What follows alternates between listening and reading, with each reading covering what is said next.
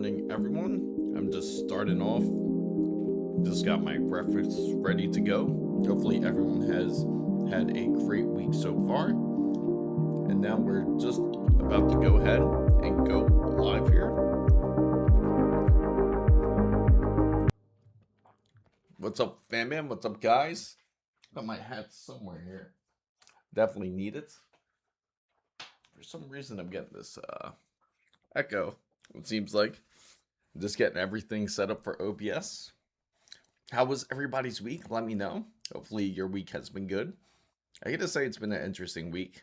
At least we finally got the release of the 250K, 270K. I know we were all hoping for a 290K to end up being released. Of course, not everything has worked out as much as we hoped when it comes down for a 290K, but at least they did come out with the 250 and the 270K. It should be released sometime of March 26th. And it looks like our build is going to proceed. Definitely excited to mention some new hardware that's on the way. And if you guys let me know if you have any echo, please feel free. Thank you, Tony. I certainly do appreciate it. Thank you for being an awesome member. And right now I'm testing this out on TikTok as well, just to see how well the stream works out. I'm trying out, it seems that they allow for OBS to kind of stream out on TikTok just as well. Now, if you guys have any echo, feel free to let me know, because I would certainly love to know. How is the wonderful members of the community? I know you guys are certainly excited. Micro Center, we're going to go to Micro Center soon when it comes to getting all the PC components and everything. I'm about to kick it live on Twitch in just a bit to see how the feedback is received here. Right now I'm just getting all my screens set up, because we're definitely going to take a look at what hardware is costing. I am a bit curious to see if there is any change, especially today. There will be a new video based out on Sunday, and it will talk about everything that is pretty much going on when it comes to pretty much most of PC hardware. I don't talk about the GPUs as much because it's so much PC hardware that has currently been affected, even into March. I mean, this whole effect has been going on since roughly about October, November, that you started seeing these price increases, and it just seems like it isn't stopping. Of course, if anybody out there does have any questions about when it comes to PC hardware, feel free to say what your thoughts are. And let me get my chat window up here. And it figures it looks like this whole TikTok side ended up freezing up. Very typical. I think that's more so because I have 3 open streams, or that's the only negative side when it comes on the TikTok side. Now I'm going to go back onto the Twitch side in a bit. Hopefully you guys are able to enjoy at least the stream. I'll check on you guys. So usually between 8:30 to 9, 8 o'clock to 8:30 is usually the members only stream. Usually I use it as trial runs, especially on Twitch and also on TikTok as well. Hopefully, and I'm hoping it's working great on both ends, at least for you guys out there. But it seems, of course, TikTok is, well, being oh, that's what it is. Okay, there we go. Let me see. Yeah, so when it comes to the PC hardware space, of course, everything just seems like it's still elevated and still expensive. I'm hoping that most people out there are, oh, I just noticed. What's up, Amir? What's going on? I just noticed something, guys. I just noticed this was on. So forgive me. It's early in the morning. Haven't had, and there we go. Apologize for the YouTube chat. It was connected and then it disconnected. That was really strange. But I'm doing great. How about yourself, Amir? I haven't got the update to the newest NVIDIA driver just quite yet. How has your experience been so far? I've also heard some mixed things about the whole Resident Evil's Requiem. Some people say it's a great game, but the only problem is that they feel it's a bit shorter than it was anticipated, from what I'm hearing. But I've only got so far. I only got to the level 1 clearance with excuse me, with Grace, and I haven't passed the whole hospital side yet. Certainly excited to play some more Resident Evil, to see how well the game kind of pans out for the most part. Yes, not played as yes. So that's what I heard. I heard like the whole side of the whole side of Grace when you start playing her in the hospital.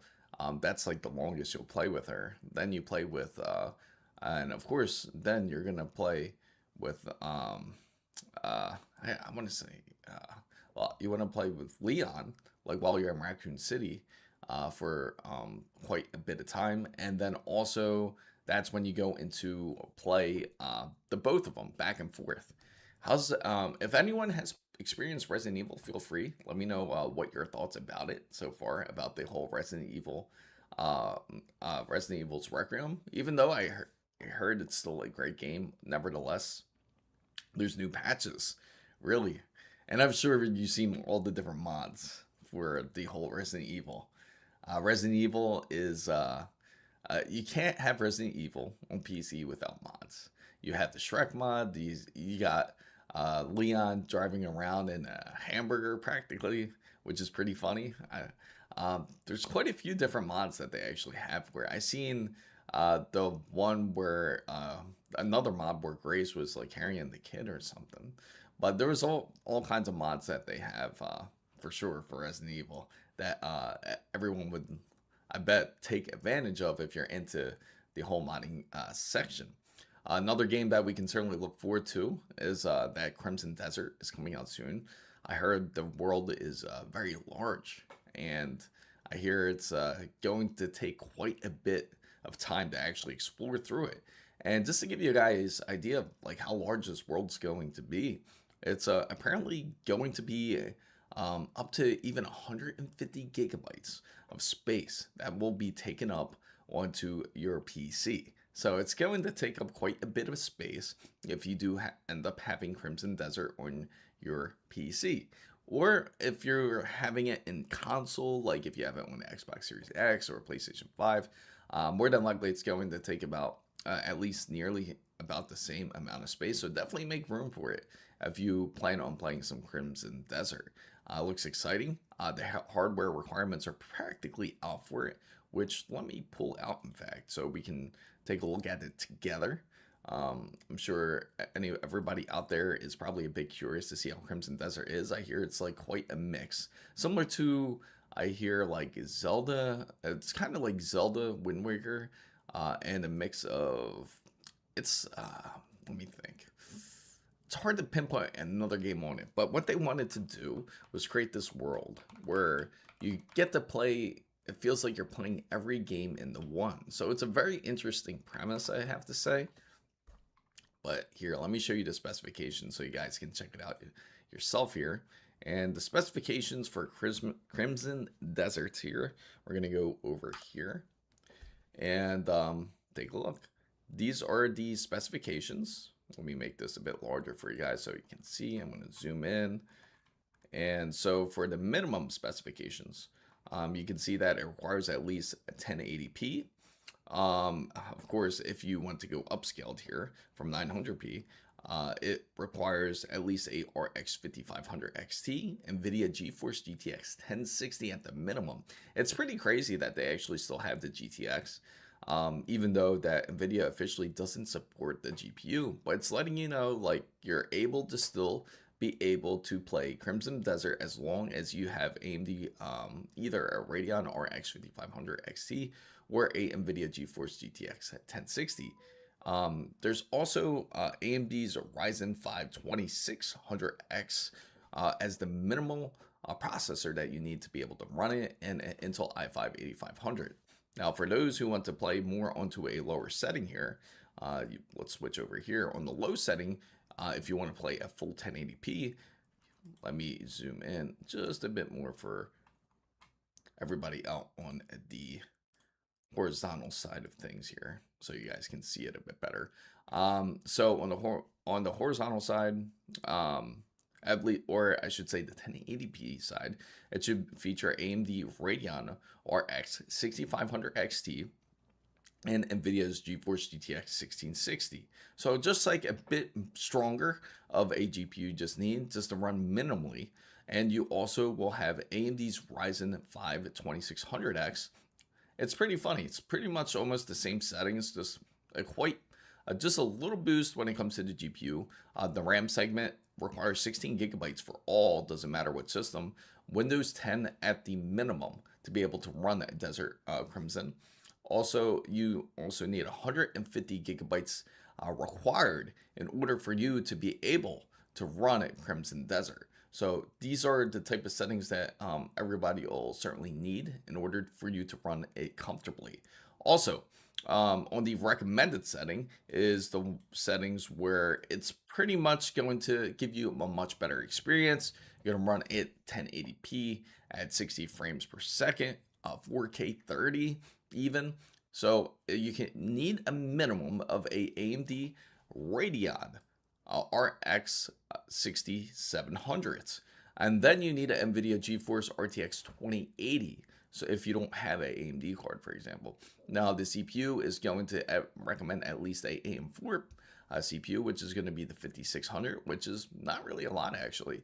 The Intel i5 11600K, not too bad. Honestly, these specifications are quite comfortable.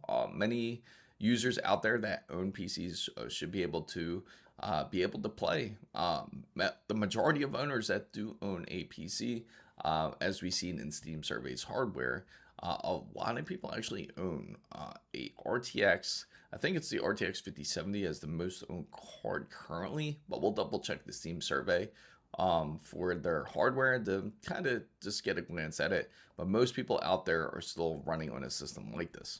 Now, for those who are trying to really push the PC and really want to push Crimson Desert, we need at least 1440p.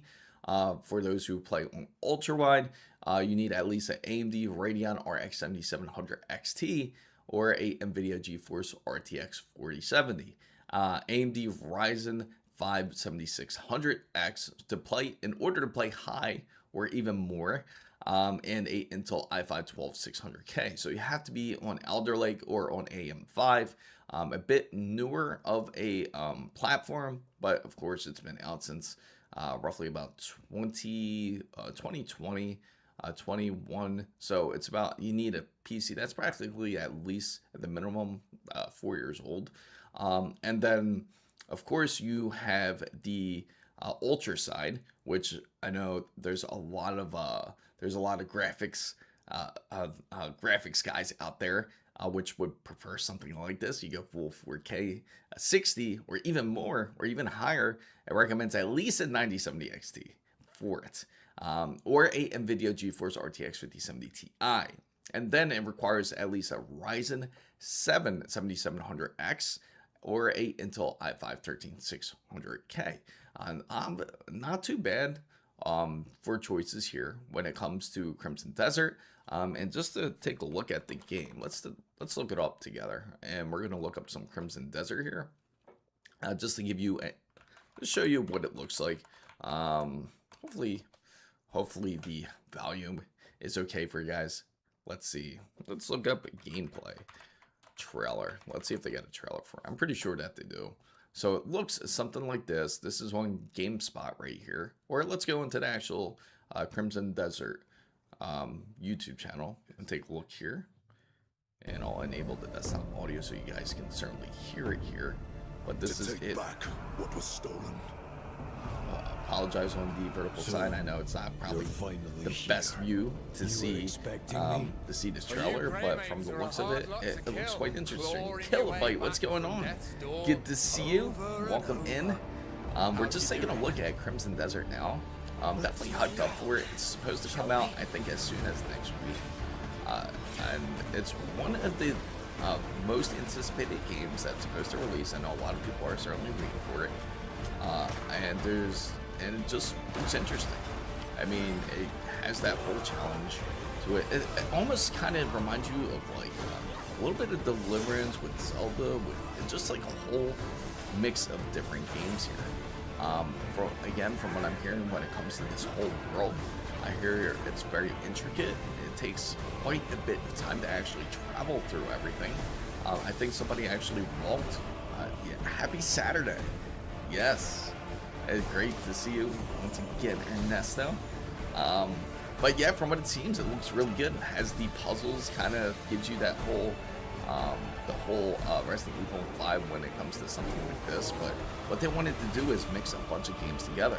And you know what? It's kind of like mixed, kind of like with a little bit of Monster Hunters when it comes to this game. But it looks really good.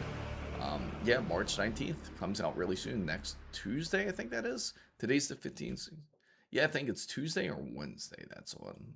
But it looks excellent. Hopefully, you guys are excited for it. Hopefully, you guys are more excited for that than PC components. But it looks like Micro Center is really pushing. They're really pushing, trying to get more of these deals going. It seems that they do have a awesome bundle that they have, even for those who are thinking of going back to an AM4 platform, which again, no problem with that. You could actually, that's a decent kit. They give you the minimum processor, as we checked for Crimson Desert, what the minimum specifications were required to be able to run, to be able to run something like Crimson Desert. You need a minimum of a 5500, and you also need to be able to get some RAM. You also need to be able to get the motherboard that also fits. But this is the perfect kit. Let me go back to it again for the whole AM4 side. It's only 200 bucks. Definitely the better deal for anyone that's like on a super tight budget. Ran into unexpected problems. I want to spend a little bit less than what you expect when it comes to something like this. This may be the choice for you. It's only 200 bucks for a kit like this. Also, they do have a pretty decent bundle here for Micro Center, which is 350. And also for those who don't have a Micro Center near you, there's actually another bundle I got to show you guys. On Newegg, they actually have a Tomahawk bundle for those who are looking for a decent deal. It is Tomahawk bundle. It's like a little bit over 600 bucks, but it comes with the RAM. It also comes with the motherboard. Where's it at? It was right here. I think this is a really decent deal, actually. Oh, this one doesn't have the CPU with it. The CPU, this one's actually the one here, because it comes with 4 different components here, which is a great deal. So if anyone's curious about this deal, I'll definitely post it up for you guys, whoever is curious about it. So it has the MSI X870 Tomahawk Wi-Fi AM5 board. It also has the Manta DDR5, which is a lot of people definitely rave about. They say it's been excellent when it comes to their PC builds. Also, it comes with a decent case, and it does have a power supply. Now, the power supply, it is from, let me double check it for you guys, Superflower. I figured it was them. Superflower is actually pretty decent. If you guys are curious about how Superflower power supplies are, let me see. Let me just flip it on you guys. Superflower is actually the same providers that also create MSI power supplies. I think Amir was actually the one that let me know about that. And Superflower has been around for a little while. They're not as large of a company compared to as a lot of the ones that you're familiar with, like Seasonic or Corsair or any of those other companies, but they are a very solid company to go with. They are one of the top leaders if you're looking for a decent power supply when it comes to building a PC. Just in case if you're looking for one and you're worried about this specific bundle, it's actually a really good deal. So it's $798. You get 4 different PC components when it comes to this PC build. And then all you would have to worry about is really getting the processor and the GPU pretty much, and the CPU cooler, just those 3 things. So it's a pretty decent deal for anyone that is looking to get a bargain when it comes to a PC build, where you don't have to spend a ton of money. With a build like this, you could easily spend definitely under 2000. So it's still definitely possible to have a PC build where it can be affordable in 2026. Of course, it takes a little bit more research in order to find those deals, but where the deals are going to be the combos. Now, if you go ahead and make the purchases itself, then it's almost nonsensical. Like you take a look at the RAM itself, would you really want to spend 500 bucks on RAM just by itself compared to purchasing the bundle where even just say if you didn't want to spend 500 bucks on a RAM, but the best thing to include would be if you already have a PC per se and you just really say wanted a backup RAM.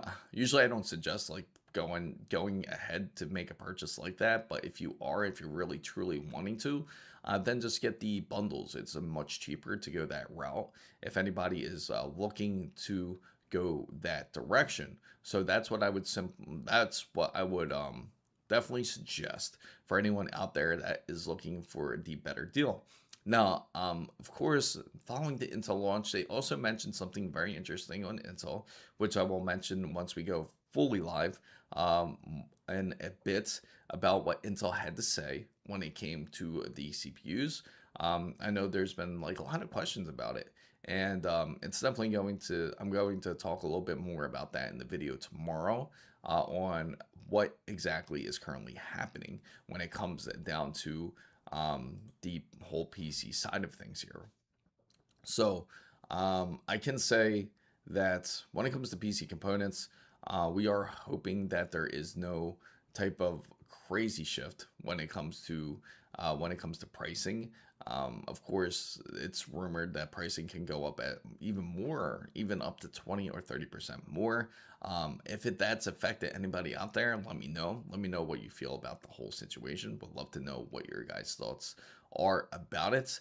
Hopefully, you guys are also just as excited for the Intel builds coming in. So, without further ado, we'll go ahead and get started when it comes to the live stream here. We're going to go and open up the live fully public for everyone to join in, and hopefully you guys are enjoying it over on the TikTok side. Hopefully it is going smoothly. If it isn't, feel free to let me know. Let me know if there's any weird hiccups or any freezing. Would certainly love to know. And I always thank my wonderful Twitch guys out there, the Twitch fan bam. That is a big part of this. So let me go ahead and open the public side. So what's your upgrade from the 285 to downgrade? I know it's like pretty much like a downgrade. Originally I wanted to go 290K. 285K is obviously the better processor, but I want to go 270K because the main reason is because I know there's going to be curiosity on it. I haven't bought the 285K yet, so that's the benefit side of things. But I am planning to go ahead and go with the 270K for this upcoming build, and I'm going to announce some parts in a bit that we did receive. Probably about 9 o'clock, I'll announce a bit more of the hardware that's going to be involved into this PC build. So, but I'm glad you asked. Thanks for asking, as always, Amir. And let me see. There's also something I'm going to try to do here. Let me see. To thank Amir here, let me see. I want to see if I can do this.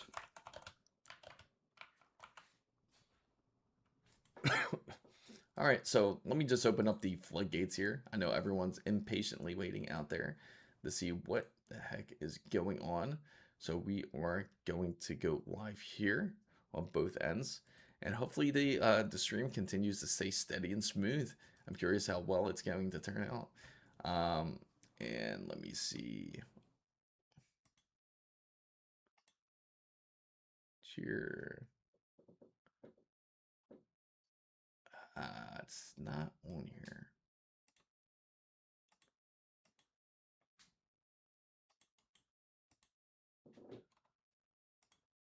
Okay, I'll figure that side out in a bit. Welcome, guys who are just coming in. Let me see. Hopefully that floodgate has finally opened up there. Thank you guys for all coming in. I'm going to open up Social Ninja for you guys, so that way everybody can see each other. Just making sure all these services load here. So we got the chat box pretty much ready to go here. Let me see. There's going to be some slight adjustments since we are switching over. There we go. Let me switch it just like this. And there we go. Beautiful. There we go. Amir. So Shell not to get the 270K. I'm interested in that's what I'm curious about. That's the main reason why I'm getting it, because of that whole uplift. Takuma, what's going on? What's up, us man antiques? Good to see you. All right, so we're just about to get flowing here. And there is something that I want to throw in here. No, that's not what I'm looking for. Where the heck is it? I'll figure it out. Yeah, I'll definitely figure it out. Okay, so welcome, guys. Welcome. I am excited to tell you, Waffle Skater, what's going on? What's up, JCino2K6? Great to see you. I'm doing great. How's everyone feeling out there? How was your week? Hopefully it wasn't too turbulent. I feel bad for everybody up in the Northeast, though. I've heard how crazy it's been. There's a lot of guys out there, from what I've heard, that one day it was like 82 degrees, and the next day, all of a sudden, it started snowing, which is absolutely insane. At least we can have PC hardware to talk about. Hopefully the weather's a bit better. Well, siding a bit better this weekend for you guys. For us, we're getting a little bit of rain here in Miami. It's not too crazy, but it's a bit better. Glad to see everybody in here. Yes, I've heard of the legend of snow. But I've heard of it. Well, I've actually lived in it, to be honest. I've because I've only lived in Miami probably for about over 4 years now. I've had experience in snow before. Here in Arizona, we had chilly days, then up to 90s, then back down. Crazy weather, absolutely. For us, it's starting to get like a little bit more on the humidity side, because that's when you know it's turning into springtime, I gotta say, in South Florida here. So it's raining here in Switzerland at the moment very hard. Oh man, that sucks. It's depressing when you see the rain, I gotta say. It can be pretty depressing, especially when it's cold. Hopefully it's not the kind of rain where once it lands and hits the ground, it just freezes, because that's the worst. That just makes everything extra slippery. I used to hate that more, I remember, than the actual snow itself. But good morning. Our wonderful Ernesto's in as well. We got both Ernestos. So here it's sometimes raining and sometimes sun rises, and the weather just up and down. Yeah, yeah, that's always not the best feeling in the world. I definitely get that. Um, for anybody that's is looking for PC deals, those who are currently worried about the pricing when it comes to PC components, I do have an update. I got actually a full out update video soon as tomorrow that's going to launch for the wonderful members at the roundtable. It's going to launch as soon as after the stream, so you guys could definitely check it out. It's raining so hard that the rain sprays upwards, so you get not wet on your head. That's fun. Yeah, that's always fun when that happens. The funny thing is here, when it rains, it only rains maybe for about roughly about 10 or 15 minutes. It will rain heavy. And I mean, we'll get a day's worth of rain in most places in those 10 or 15 minutes, compared to those who when it rains throughout the whole day. So we can easily get like 4 inches of rain in say an hour, but which is equivalent I'd say about 20 centimeters. But going back to the whole topic when it comes to PC hardware, I know a lot of you are curious. You're seeing this pricing. Some of you are probably looking at it with disgust currently when it comes to this RAM kit, as it is like roughly about $500. Weather is weather, but man, war is going. Yes. And Amir actually shared some notes with me about exactly like how the pricing is. Not the pricing, how Battlefield is dropping some new release notes. I didn't get to look at them, but I gotta play it. It's that, and I do want to get back into playing Resident Evil. I'm so far, well, if you guys are curious on the updates, I'm with Grace, and have the level 1 clearance card to be able to continue in the hospital, but I gotta continue further. So if I do end up like streaming a bit later, I'll definitely let you guys know. And of course, it is quite the adventure. It's a mess in the East right now. Um, yes, yes, it is. So speaking of hardware here, if anyone is curious about when it comes to the whole RAM side of things, it is $500 currently. If you get say 6400 megahertz of CL32, and this is specifically for V color RAM. Now, you guys may be familiar with V color. This is like more the newer upcoming RAM, but a lot of people certainly love it. Yes, I certainly have to. It's so easy to get drawn off topic, especially even though we love to talk about everything here.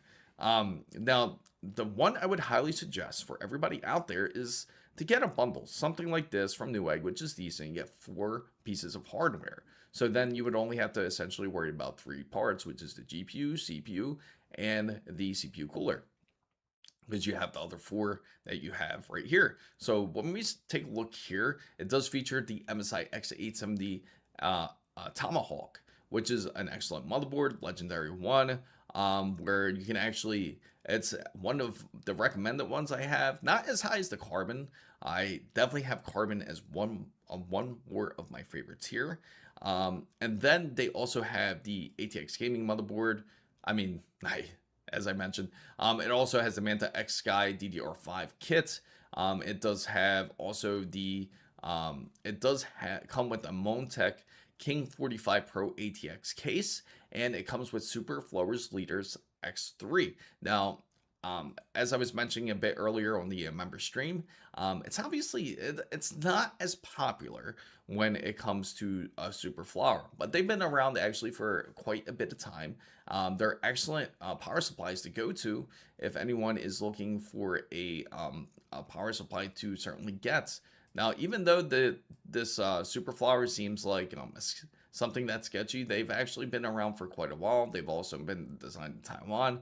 Amir actually has brought it up to where they even work with MSI to create their power supplies too. So they've been around quite a bit. I got this bundle and it's a good kit. Yes, absolutely. It's crazy because Montech is one of the underrated kits, I gotta say. I mean, not kits, underrated case, excuse me. Still have that whole morning fog in the morning with my head. Simply Takuma says $800 seems not bad when I see you got here as a bundle.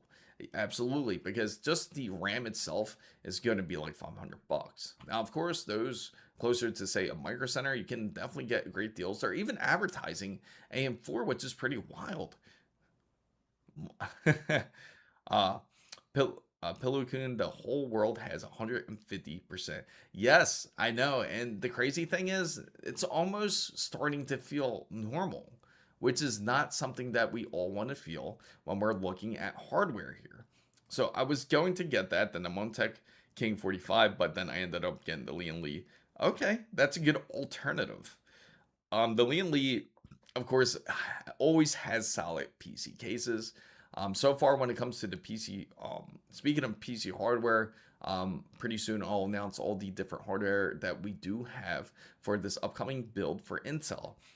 Pretty soon we'll go do a Micro Center stream. It might be on an odd day or on the weekend, depending on how it's looking.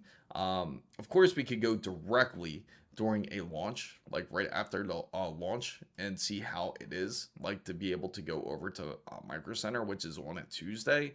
Of course, I'm not sure how many people tune into something like that on launch on Tuesday for the 270K to pick it up, or if we should just go ahead and wait for the weekend. More than likely, I'll make a poll on it, since it's going to launch within, I think, 2 weeks roughly. About 2 weeks it launches. Let me see. Yeah, about a little bit less than 2 weeks. I think it's the 24th even, maybe it launches. So Italian Lover says the 9850X3D or a 9800X3D CPU to pair with a 9070 XT. I currently have a 3700X CPU, and it's yes, that's going to happen. That'll certainly happen once we get further into generation of gaming. So yeah, I agree with Pillow Coon. He made the call, and I 100% agree. You can get the 9850 X3D, but it puts you in that weird predicament where it just has a slight. The only difference is the clock speed's slightly quicker on the 9850 X3D, not much. But everything else is practically the same. The performance is not going to be that much different from the 9800 X3D. It all depends on the type of bin that you end up getting and what type of silicon you have on that processor. So the 9800 X3D would definitely be the best value, especially currently. The 9800 X3D actually is down to $429. So I feel like it should be 400 bucks by now, to be honest, in my opinion. But the good thing is if you do it, go ahead. Oh, wow. So on Micro Center, it's 450. So it looks like a Newegg might actually have the better deal here for the 9800 X3D. Let me see. Let me double check here. No, 469. It's supposed to be down to 429. Maybe it's Amazon, actually. Let's double check Amazon, guys. Because I know they have a deal for $429 for its 9800 X3D. I think it's Amazon. Yes, $429.95. So if you get it through Amazon, you get the better deal. Now, I can tell you, if you do want to purchase it in store, if you want to purchase it at Micro Center or you want to purchase it from Newegg, both of them do price matching. So if you let them know, like, hey, I saw that the AMD Ryzen 9 9800 X3D, I could buy it on Amazon for $430. You show them this, you screenshot it, you send it to them, they'll price match it. If you're a Micro Center, you just go into the Amazon webpage and you show it to them, they'll price match it. So watching space launch from, oh yeah, oh that's pretty awesome. I got both and they run pretty much the same. Yeah, that's what I figured, that they would pretty much run the same for the most part. Again, there's only a slight difference when it comes to the boost clock, when it comes to the Ryzen 5 9800 X3D. So I also need a motherboard. Was looking at the ones with bundles with Micro Center, but the MSI board is better than getting the Tough Gaming. Now, it all depends on the motherboard that you purchase. Since you're going for the 9800 X3D, we can take a look at that together. We're going to take a look at some AMD bundles. And for here, let me expand my screen for you guys over onto the horizontal side there so you guys can see it a bit better. There we go. So let's go down and check out the whole 9800 X3D and see what they have on sale. Now for the 9800 X3D, they do have it for 680 bucks, and this is specifically for the Tough. Now I see why you asked that question, because it comes with the cheaper bundle. It comes with the B650E. Now you look over to the right of it, which is right here. Let me go down. I don't think my wonderful it's funny because I'm looking over onto the horizontal side. I can see why you can get confused in there. Okay, so it's $679.99 for this bundle. Now, if you look at over to the right of it, it also has a motherboard upgrade where it's the MSI X870. Of course, that's going to be the better board to definitely get 100%. Reason being is because you have more available lanes you can take advantage of. And also, they do have the X870E that's right under it, which is even better.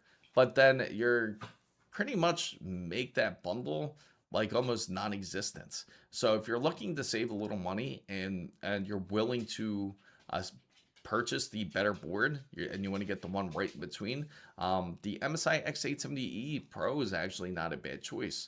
Now, let me see if Newegg has any bundles here. See if they have any decent ones that really price match it. What's up, game player? What's up, NLCE? I'll definitely answer your question in just a bit. Just trying to find the best deal right here. Let me see. Yeah, so currently Micro Center certainly has the better deal. Now they do have a similar deal, but yeah. So from what I'm seeing, Micro Center certainly has the better deal from what I see. This is hard to beat. So whether you go MSI X870E or you go ASUS X870E gaming, it's completely up to you. Now, if you're willing to spend a little bit extra, of course, you can go to the ASUS route. Of course, now both of the boards will practically have the same features of USB-C, and when it comes to Ethernet power, so if you're looking for 5 gigabits of speed, they both do feature that. So let me answer.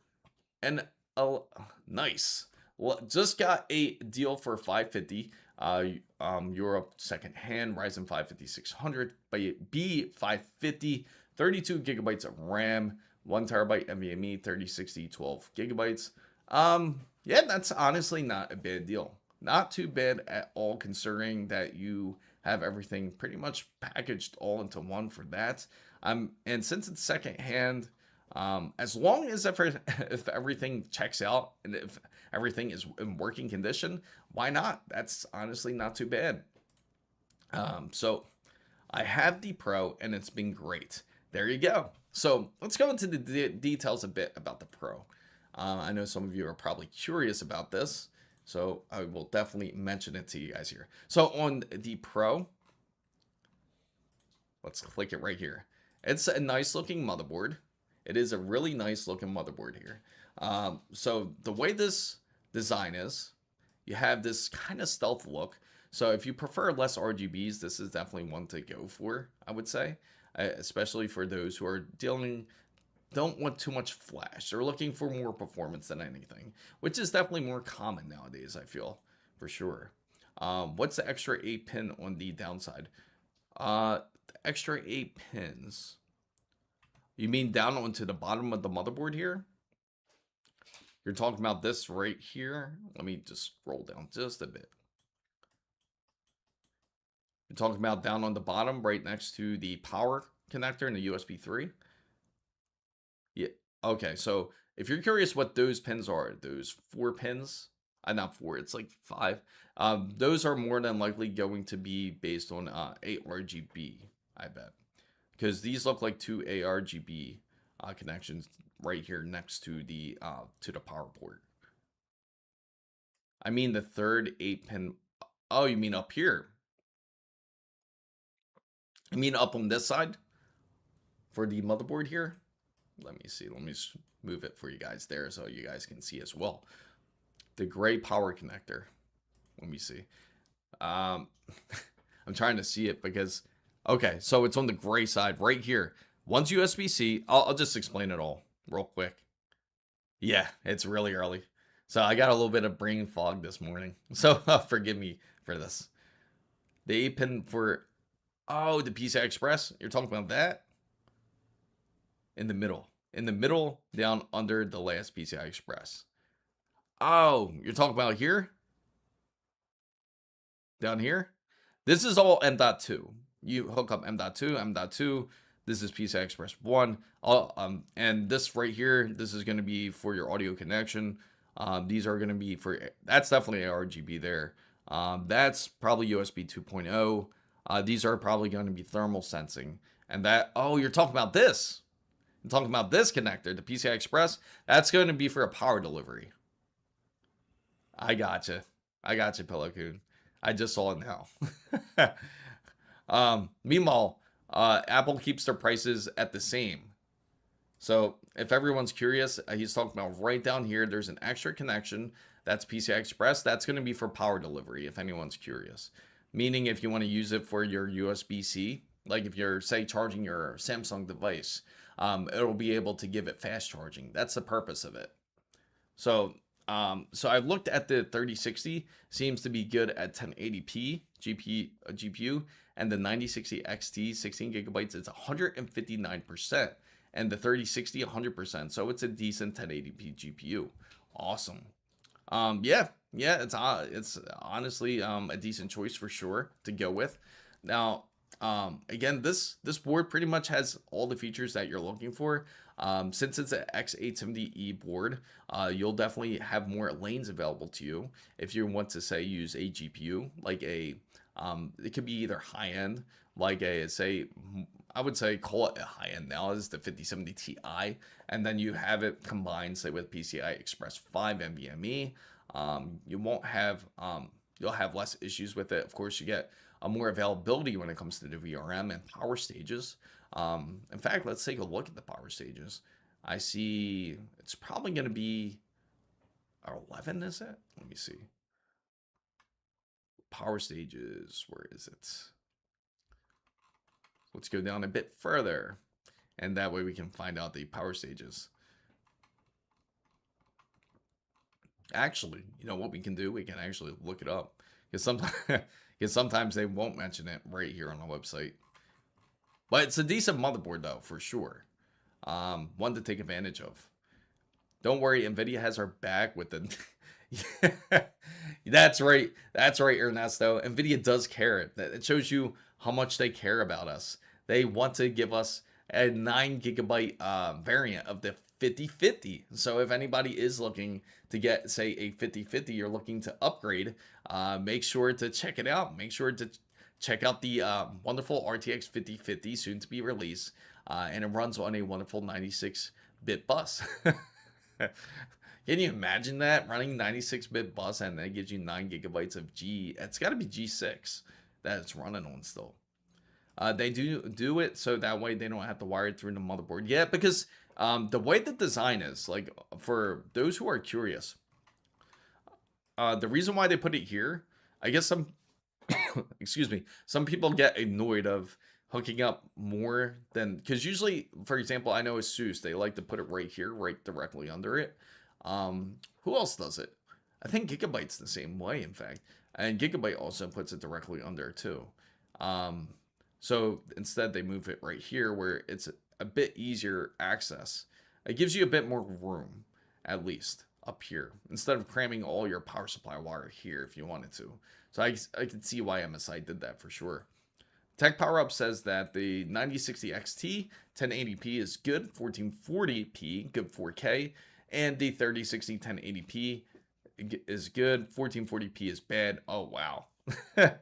Really? Then I can see the 9060 being a bit rough on that side. Hence why I always recommend, if you are going to go with AMD, you just got to go with 9070 XT. If you are getting you're trying to get the best value and the best pricing and the best performance, just go for an AMD 9070 XT. You can actually get decent ones. I know ASRock has it. Let me see. Did you see the Gigabyte? Yes, I did see that. Isn't that pretty insane? I did see that. I found that a bit interesting. Unfortunately, I do have the motherboard now. Otherwise, I would try to definitely request for it for this upcoming build, which I'll announce more of the hardware that's going to be released. I'll definitely show it to you guys who are curious about this upcoming build. But here you can get, so if you get AMD Radeon RX 90 series GPU or CPU, guys, you can actually get Crimson Desert with your PC. So you can actually get the game for free. So if you are in need of a GPU, you can get it for $700 and you have yourself a very decent GPU. So 9070 XT is definitely the one I would say that would be worth going to. Do you think that an AIO is worth it for a Ryzen 7 5800 X3D? Or should I? Yes, it is worth it. The reason being is because it still gets hot. It's still going to get pretty hot. And you want to make sure to keep it cool. The 5800 X3D is not far off from the 7800 X3Ds and the 9800 X3D. They pretty much run on the same wattage. So you can still run like a AIO if you'd like, But again, a decent air cooler is fine too. Air coolers work great. Noctua has excellent air coolers. If that's the way you prefer less mess, less hassle when building your PC, getting Noctuas is actually a great choice to go with. Or even Arctic Cooler. So 5800X3D is meta right now. So that is what I got when I bought the 9800X3D and the SRAC board. When I killed my LGA 1700 motherboard when swapping a CPU with a free game. Yes, you got to take advantage of it, guys. If there's free games, take advantage. And those who haven't played Resident Evil Requiem and need a motherboard, I think Asus is still doing that deal. Let me double check. We're going to check if Asus has their GPU here. And if they do, okay, so it's not going to be on the Radeon side. That's the tricky part. So if you do need a product from Asus and you want to get, say, say you want to get like a GPU, that's not AMD, you get a 5000 series, you get Resident Evil instead. So that's the only thing. So if you get any GeForce or any type of NVIDIA GPU, it's going to come with Resident Evil Requiem instead. But again, look at these pricings. I know they make everybody want to throw up. What's up, Havy? What's going on? Glad you joined in.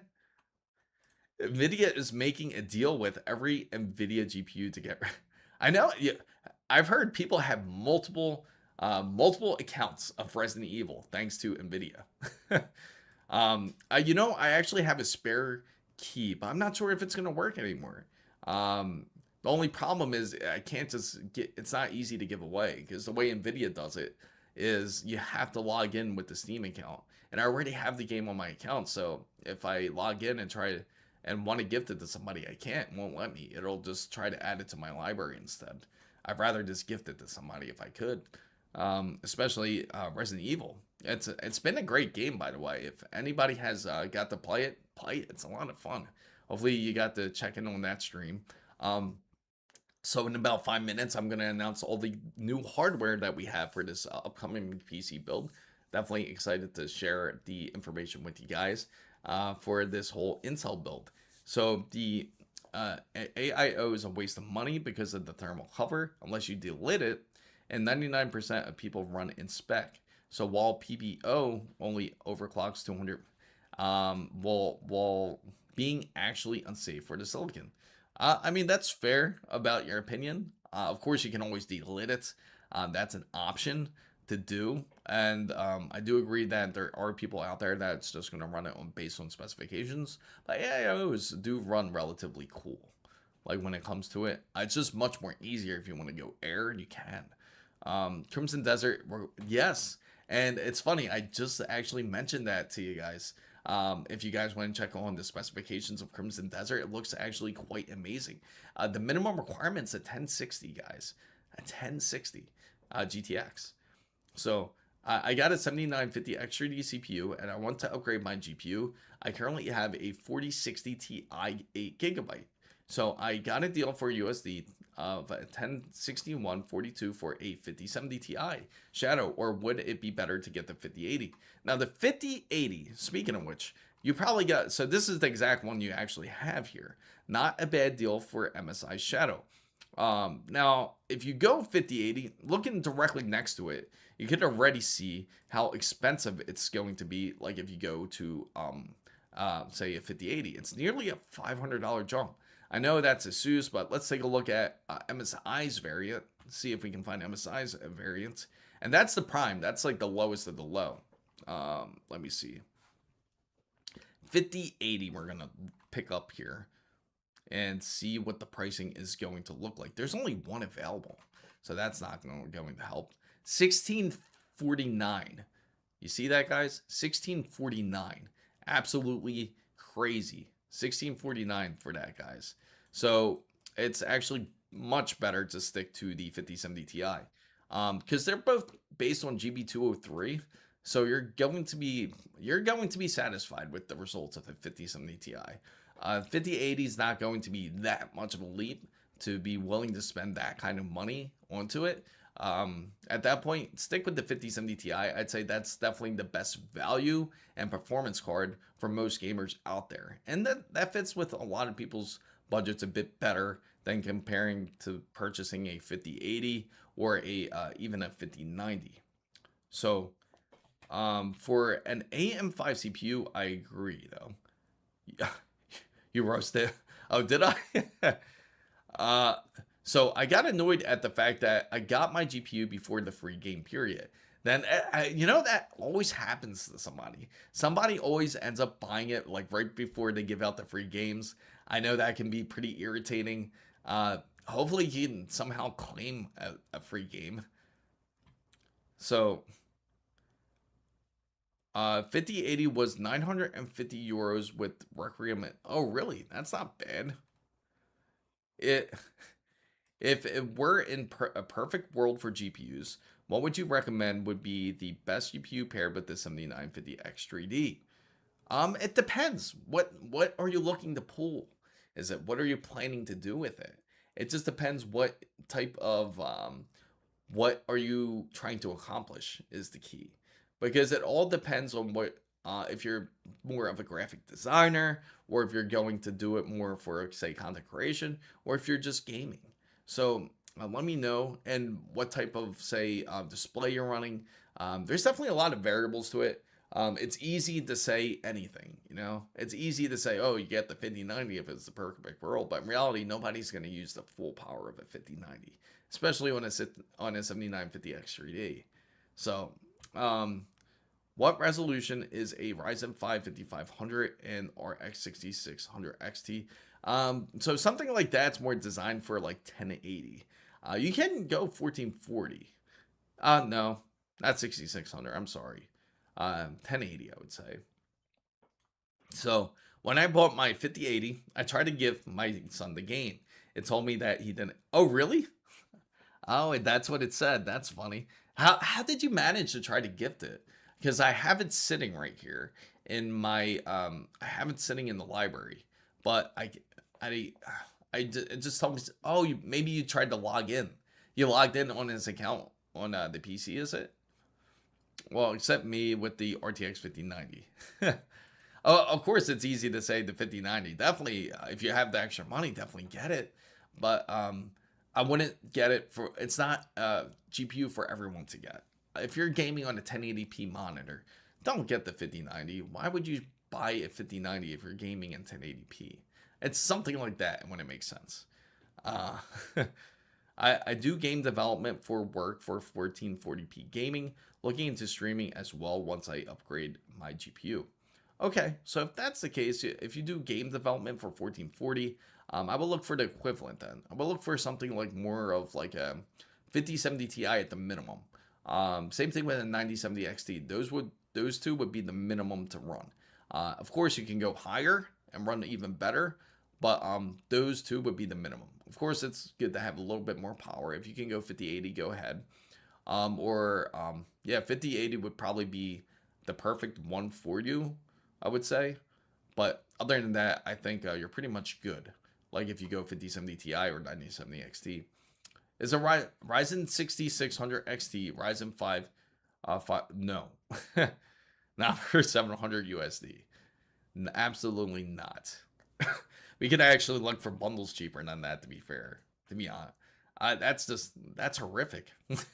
I mean, take a look. You get a $200 bundle here, and you actually get some Ripjaw 5s, and you also get 5500 here. That's 200 bucks.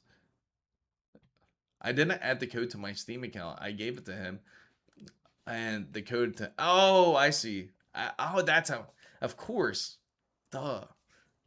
That's what I should have done. 6700 is a 1440p card, all 70 class. I disagree, and the reason being is now if the 6700, yes, the 6600 isn't. Just joking. I bet best budget motherboard LGA 1700 socket DDR4. I can't do DDR5. Go 12900K if you want to go to the best type of processor. Budget motherboard, you can go with a MSI. You can go MSI Tomahawk, to be honest. Gigabytes or Elite is also a great choice to go. Um, eh, and if you can't go DDR5, those probably would be the best options. Now the pricing is probably not going to be great, to be honest, for DDR4. I mean, if you take a look at it, it's not pretty as it is. We can actually look at it right now, and I'll show you exactly how it's looking. I just bought 6000 Megatransfer CL30 Expo DDR5 kit for 260. It was the deal for the current market. Yes. That is actually a good deal. That's actually a really good deal. That's like half price compared to what it should be. And it's crazy. It's just crazy expensive how much they're charging for it now. Let me see. If we go to DDR4 RAM, it's the type of pricing that would literally make you want to throw up. Right here. LPX 32 gigabytes. Who would have thought, right? Is $220. Nobody in their right mind would spend this type of money. Not for DDR4. The best deal that they have is the Patriot Viper Steels, which is CL16 3200 megahertz for 150. Yeah, and but that's typical Nvidia there. My entire build is 8 gigabyte DDR4 B550K ARGB RX 6600 XT MSI 650 total. Oh, okay, that makes more sense. If it's a full build, you spend 700 on it. That's too much, man. I feel that's too much.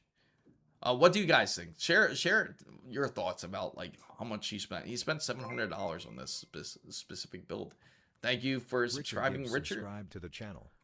If you get an MSI PSU, can you continue checking the cable? I do have one actually. That's what I mainly use for the 5090. So when I was running Resident Evil Requiem, that was actually on a MSI power supply. So, but it's been good. It's been excellent. No issues. And I've been pushing it hard. You see, I was pushing 600 watts for several hours on it. So I'm going to keep doing that. And if it burns out, I'll let you know. 700 for a AM5 CPU and a motherboard. Oh, just picked up a Lenovo Legion i7 RTX 5080 and a 64 gigabyte 6400 C so DIMM and 2 terabyte M.2 for 2200 plus tax. Oh wow. Lenovo, now they make some wonderful products there. If the 210 is 100%, the 5090 is 45,474%. Yeah, so things have changed over the years. Yeah, a lot of people are going to tell you pretty much the same thing. It's not a good deal for that purchase. And I know it's too late, but the best thing to do is do the best with what you have, unfortunately. So to talk about the build, now for the update, since it's around 9 o'clock, guys, as promised, I wanted to give you guys an update about the Intel build that's coming up. So we are going to end up more than likely going with the 270K. Now, if the 270K, we're going to end up picking up either on the release date, which is going to be, I believe, more likely on a Tuesday, and if we're not picking it up on a Tuesday, we'll pick it up on Saturday. It just depends on how the schedule is looking. I am planning to do this build. So far for this upcoming build, we do have Gigabytes. Oris Master Z890. We're finally going to put it to use. We do have Gigabytes WindForce RTX 5070 Ti overclocked. We also have the we're going to get the power supply. We need that to get at Micro Center. And we also have to get the cooler, which we all pretty much agreed. And the, yes, the 270K. We all pretty much agreed that it's going to be Lee when it comes to the power supply and the CPU as well. Also, not CPU, CPU cooler as well. So they're both going to be Lee we're going to go with. There are several other parts that has come in. Now, as for the build, we are going to be using the Lee 217 Infinity, which is going to be the case for it. And I got a surprise for you guys out there. There is a bit more hardware that actually has come in, and we certainly have to give a big praise and a big thanks to. I'll show it to you guys. To Here it is. A big thanks to XPG. They did manage to send a Mars 980 blade here. This is a PCI Express 5 NVMe that we will also use for the build, thanks to wonderful Adata XPG. And also, they did also send us this, the XPG blades. So we are going to throw this in there. It's 6,000 megahertz of CL38. Even though the latency is a bit slower, we're going to definitely run tests on it to see how well it runs. 6,000 megahertz of it. Of course, if it's an Intel, you can actually run quicker clocks if you'd like to. But we're going to try it out to start off with those two for sure. So thanks to wonderful Adata XPG for sending us that. Yes. Yeah, tell me about it. Isn't that? Yes, the wonderful RAM. So the new the build is the AMD Ryzen 7 9800X 3D CPU, Liam Lee Galad 2 LCD 360 white motherboard, ASUS ROG Strix X870A gaming and Wi-Fi GPU is the ASUS ROG Strix GeForce RTX 5090. Wow, 64. That is a beast, man. That's an absolute monster there. So that's, I gotta say, that's an excellent build to go with. If my GPU is 100% and the 5090 is 302%, what GPU do I have? Well, you just said you had a 5090. So I'm assuming that it runs 100% of what is 302%. I would say the 4090. I understand, if not even the 4090, more like probably I would say like the 4080. I understand if you purchase the Intel 270K, you will need to update. Yes. And that's why it's going to be interesting. We will update the BIOS and go for the 270K. For those who are interested in upgrading, especially if you do have a Z890, this will be pretty much the last upgrade that they do have. So my PC build has moved forward. My target monitor went on sale, the GX9. Awesome. That's actually a decent deal. Is it, just a quick question, for that monitor, the GX9, is that the one that's 45-inch? Just out of curiosity, is that the 45-inch monitor? I was actually looking at that the other day. I think that's a very attractive monitor. Should I wait? So I know everything's getting more expensive. And I know it can be frustrating because it just seems like things are just consistently going up, and it just nonstop price increases almost nearly every week. But of course, it doesn't look. You have to be real with yourself. Do you honestly think that the RAM right now, for example, you take a look at this RAM kit, we'll look at some DDR5, right? And then you take a look at, it's $400, okay, for this set, which is honestly isn't bad. It's CL30, 6,000 megahertz. That's like what is mostly recommended when you run AMD or even Intel builds. You can run this. So if you look at this, do you honestly just really watch it? Because do you think it's going to end up dropping to $95? Just be really real with yourself. I'm homeless now. Hey, there's a reason why they have the Red Cross sitting outside of Micro Centers. So I think it's worth it though. So I'm honestly not sure why anyone bothers with the PC anymore compared to a tablet. You're buying a case with no drive bays and a motherboards with no PCI Express slots. It's a big box. Not quite. Better now than never. So I am considering buying a Lenovo Legion 5 with a Ryzen 7 H255 RTX 5060, 16 gigabytes of DDR5 RAM, and a 1 terabyte SSD close to 1250. It's not a bad deal considering that you are pretty much getting everything with this. But the 5060, man, the on the laptop, I can see why. Yes. 5060, is it the laptop? I'm assuming the Legion 5 laptop. If it is, that would make a bit more sense. If it's a desktop, I don't know, man. The 5060 is like the one I don't usually like to recommend. Even the 5060 Ti, I think's not going through it. Oh man, yeah, it was. Yeah, it was every pay for groceries and rent we're building. Oh man, I feel bad for you. Yeah, I mean, that's the thing is, you got to be happy with it. You got to be happy with your PC. Yeah, what happened has happened, and there's absolutely nothing you can do about it. So at least if you enjoy your PC now, um, just enjoy it. Doesn't matter if you overpaid. It is what it is. Just be happy that just make light of the situation. You can play all your favorite PC titles now that you've always wanted to play. So it's a really nice monitor for the LG. Yeah, that's what I thought. If it's that same, I'm about to look it up actually. Let me see the LG GX9, right? If they don't have it in Micro Center, let's see. It's got to be this one. Yeah, it's this one, right? The 950. I was looking at this. I think that's an excellent monitor.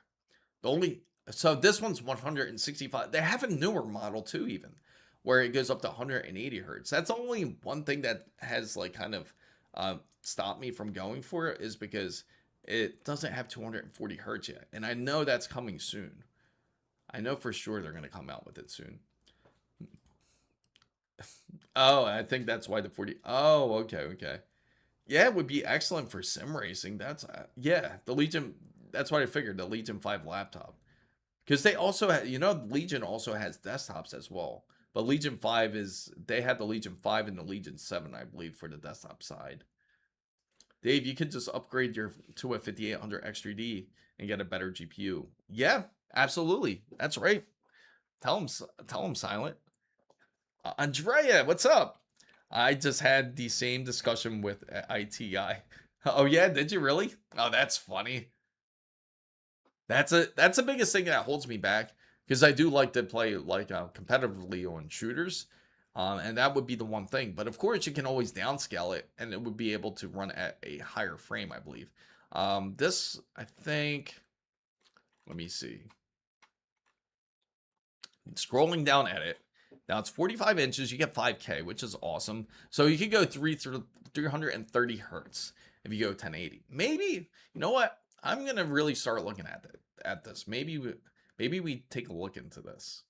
This is a very decent display, I feel, especially those who are interested in doing like video editing and doing like even gaming wise. You want to see the capabilities of ultra wide and 5K. Woo! I mean, just imagine the power of it. Definitely gonna have you gotta have a decent GPU though to run this at 5K. So I was thinking of trading in the 5090 for a GT710. Oh, so yeah, so Dave, you have a 5090 already. So what are you doing then? The monitor was on so if you have a 5090, you could definitely make the most money off of it, and definitely you could do like a decent build even. That monitor was on sale for Amazon for 30. Oh, really? Was it that cheap? Because right now it's still 2,000. Let's take a look. I'm gonna look on Amazon right now. We'll look at Amazon and we're gonna look at Newegg and see how it looks. How about that? So right now we're gonna put it into Amazon here, and then we're gonna go take a look on Newegg. Okay, so it's four. Okay, so it's 1486. So that's the lowest we got it for. 1486 on Amazon, which isn't bad, right? Not too bad. 1486. And then on Newegg, let's see what we can get for it. I am really curious. 14. So it looks like, oh, okay, they have an open boxed one for 1529. So definitely Amazon has a better deal for sure. 1486. Man, Amazon's really kicking ass, I gotta say. Like when it comes to pricing. Yeah, and I went to Best Buy and tried the price match, but it went back on sale for 14.86. Oh, that's awesome. Yeah, Best Buy is another place to price match. Speaking of Best Buy, let's check them out. Check out our buddies at Best Buy, right? And let me put it here and see what we have. Yeah, 2000. Pretty much the same everywhere for the most part, from what it seems like. It's just it seems that it's definitely cheaper on Amazon for sure. They definitely have the best deal. But that's awesome you were able to get it for Best Buy. So just like what, to follow exactly what Southstar says, you can price match it at Best Buy or Micro Center. Any of these places, they do, most of them do price match. Hey, what? I bought a laptop. You bought a laptop? A shelf price 3 months ago, a Razer Beast X 4090 at 175 watts and 32 gigabytes of 5600 RAM, 14900 HX, 240 hertz QLED, external water cooling block, 2860. That's not bad considering that was technically like a $5,000 laptop before, which is insane. I feel that was a way overpriced laptop. Don't you guys think? Like when Razer comes out with their laptops, like, I mean, take a look at this. We're going to look at a Razer laptop here. We'll look at the 5090 version, right? Usually it's the blades. Let me see if they have any in stock. They do not. Let me put Razer blade.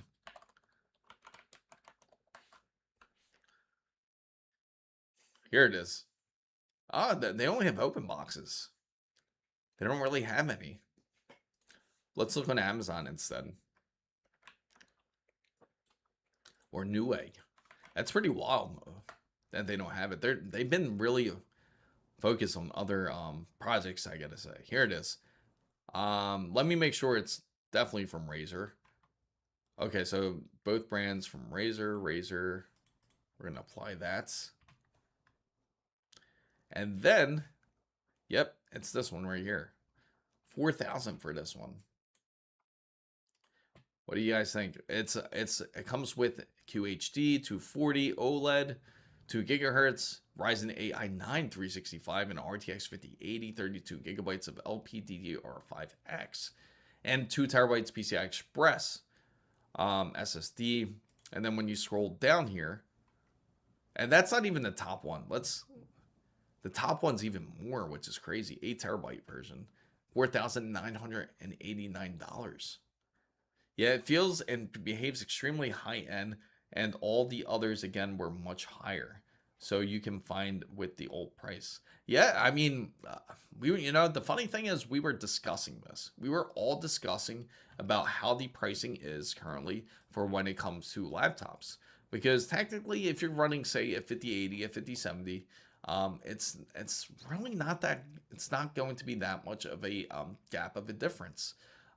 Because the wattage is going to always end up being the same. You might have a better power brick, but that's going to be it. It's never going to show the true power of a RTX, say, 5090 in a laptop. It won't happen because it would just be a power hungry machine. And unfortunately, if it even had like an inkling of it, like if it, you know how quick that battery would end up draining, and it already drains fast enough once you see how much power is going through it.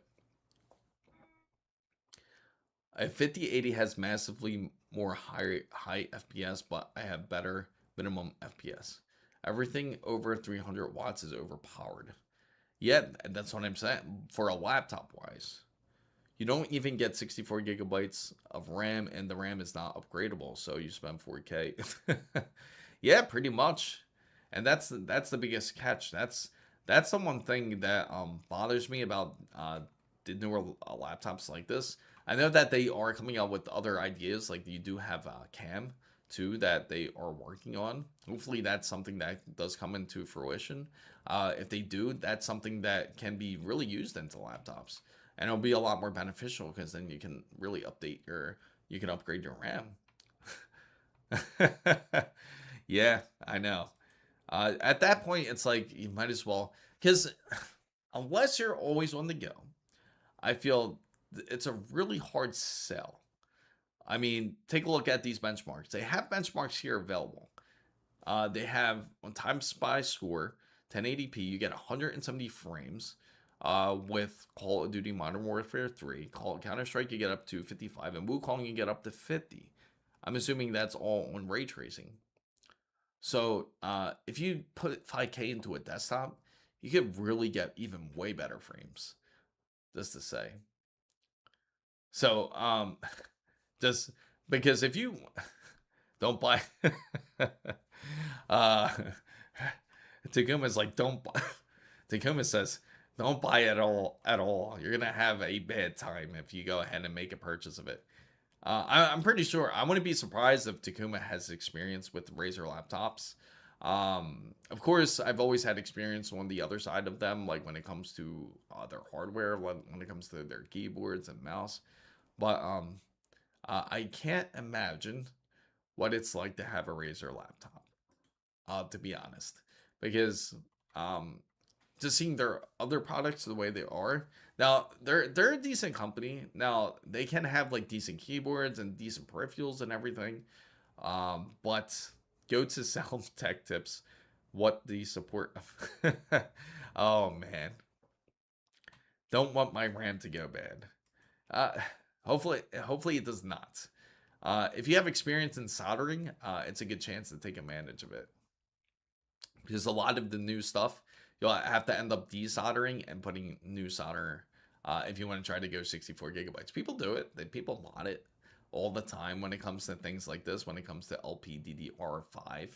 Um, and the crazy thing is, we are getting more advanced when it comes to the whole RAM side of things. Like we are getting DDR6. If you guys have heard, DDR6 is going to be on the incoming side. But as of now, with the pricing, if anybody is curious, this is how it's looking. Apparently, again, the 9800 X3D, the best price currently is on Amazon, and so is this LG GX9. It's a great price on Amazon. I've experienced doesn't mean. Sorry, bad techs. Go watch on Tech Tips. See what they say about the support if Razer laptops. I wouldn't be surprised. You can get better performance from cheaper laptops for half the price. And Lenovo and Asus make awesome laptops, like the Zephyrus. Zephyrus is a great laptop. Also, okay, enough clowning at Razer. But I mean, if you're happy with the purchase, though, I simply think GPU and CPU development is at an end. Their concept right now makes nodes smaller and sends more power because of the internal noise. LOL. This will end in unclosable ball of fire. You know, the thing is, what I'm curious about, I'm going to throw a poll out there in a bit, guys, because I am curious what you guys think of this. Do you think that when GTA 6 ends up releasing, when it comes out onto PC, do you think that it's going to require high specifications? So that's going to be my question here. Oh, apologize for that, guys. So hit the wrong button there. So do you think that GTA 6 will require high specifications? So that is my question for you guys out there. You can feel free to vote. You could put 1 or 2 and let me know what you guys think. Do you think that GTA 6 is going to require some crazy specifications when it comes? Let me see here. Forgot to connect here too. There we go. Perfect. All right. So do you think it's going to require some crazy specifications? No. Yeah, so that wouldn't that be insane? Imagine the demand of how the PC how the PC industry is going to be on that side. Maybe Razer is good or exception on mouse, keyboard, and some peripherals, but laptops, it's yeah, with customer support and getting spare parts. I think it will be well optimized. I think so too. I have the same opinion. I think it's going to be well optimized as well. No, out of curiosity, whoever said yes, let me know why you think it's going to require. Rugal, what's up? So, what are your thoughts on the new Ultra 2 Plus CPUs? Do you think they will be a worthy? We'll find out. Actually, we just discussed it. We're gonna go with the 270K build. I think it'll be decent if you're doing a fresh build.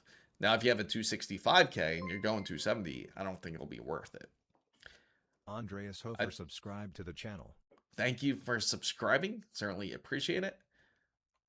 So, oh, Prince says yes. Let me know. Let me know why you think so.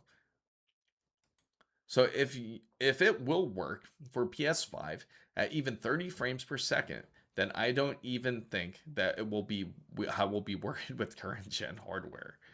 I I'm really curious how massive the world's going to be when it comes to GTA 6. Can you imagine how it's going to be? So it's looking like it will be optimized for console. Yes, that it's definitely going to be optimized for console. Usually Rockstar is always Take Two really focuses on consoles first before PC gamers. Unfortunately, it'll release on consoles a year before we actually get it on PC. Which exact laptop model would you recommend currently? Huh? What? Oh, Awful Skater thinks it's gonna have some high specifications too. I don't even want to think of the input. I would have seen the mods. When it comes to GTA 6, I would love to see the mods on it. We never got our map of the US GTA game that was rumored. Yeah, yeah, that is true. I almost forgot all about that. It'll be fine unless you turn on path tracing. Yes, path tracing is absolute killer. You saw how much of a draw it is from the RTX 5090. We actually did some path tracing on Resident Evil Requiem, and we played the game through full out path tracing, and it was just hungry. I mean, we were getting like at a consistent 60 hertz or 60 frames per second, and it was also requiring at least 600 watts of power of demand from the GPU. So it was consistently pulling hard. We can take a look at Crimson Desert PS5 Pro coverage. Think it will be similar performance on consoles. Possibly. That is a possibility. You know, I am half tempted to go to I am half tempted to make a Micro Center trip tomorrow. I would say that GTA 6 PC recommendation parts would be a high entry, but then the alarming part would be that it needs 250 gigabytes of SSD space. Yeah, it's possible. I mean, Desert Crimson, you can see the requirements for Desert Crimson. It requires a minimum of 150, but it's quite a large game. Stay away from S-year laptops. They are cheap for a reason. HP laptops are hit or miss. MSI is okay. The best are Asus or Lenovo, but you pay a little more for them, but not as much as Razer. Yeah, isn't it crazy though? For some reason, Razer just marked from like high-end pricing. So is there any actual hardware that doesn't struggle with path tracing? Unfortunately not. It's, you know, the funny thing is, speaking of the whole path tracing situation, I have to say, Jensen Huang actually brought something up which is quite interesting just yesterday, in fact. He actually mentioned that the new GPUs, when they end up releasing, he claims that they're going to be like 10,000, no, 100,000% better than what we have today when it comes to GPUs. And you know what that tells me? It's going to rely a lot on multi-frame generation for sure. I think it's going to be based on a lot of predictive. It's already predictive as it is, but now it's going to become like almost like super predictive when it comes to path tracing and light detection and shadow detection. So it's going to be an improvement on that side. So would that make it? That's the next poll I'm going to throw up. Does that make you interested in the 60 series? Because he says it's going to be like 100,000 times better than what we have today in the 50 series and Blackwell. So does that pique your attention? So I'm going to reset this poll here, and I'm going to say, does the RTX 60 series interest you? If Jensen claims 100,000 times better. And here's the next poll coming up. I know that looks crazy. I know that looks absolutely crazy. So damn, so everyone is gonna have to drop $200 for a 256 gigabyte SSD when GTA 6. I know. I mean, take a look. I mean, it's already expensive as it is.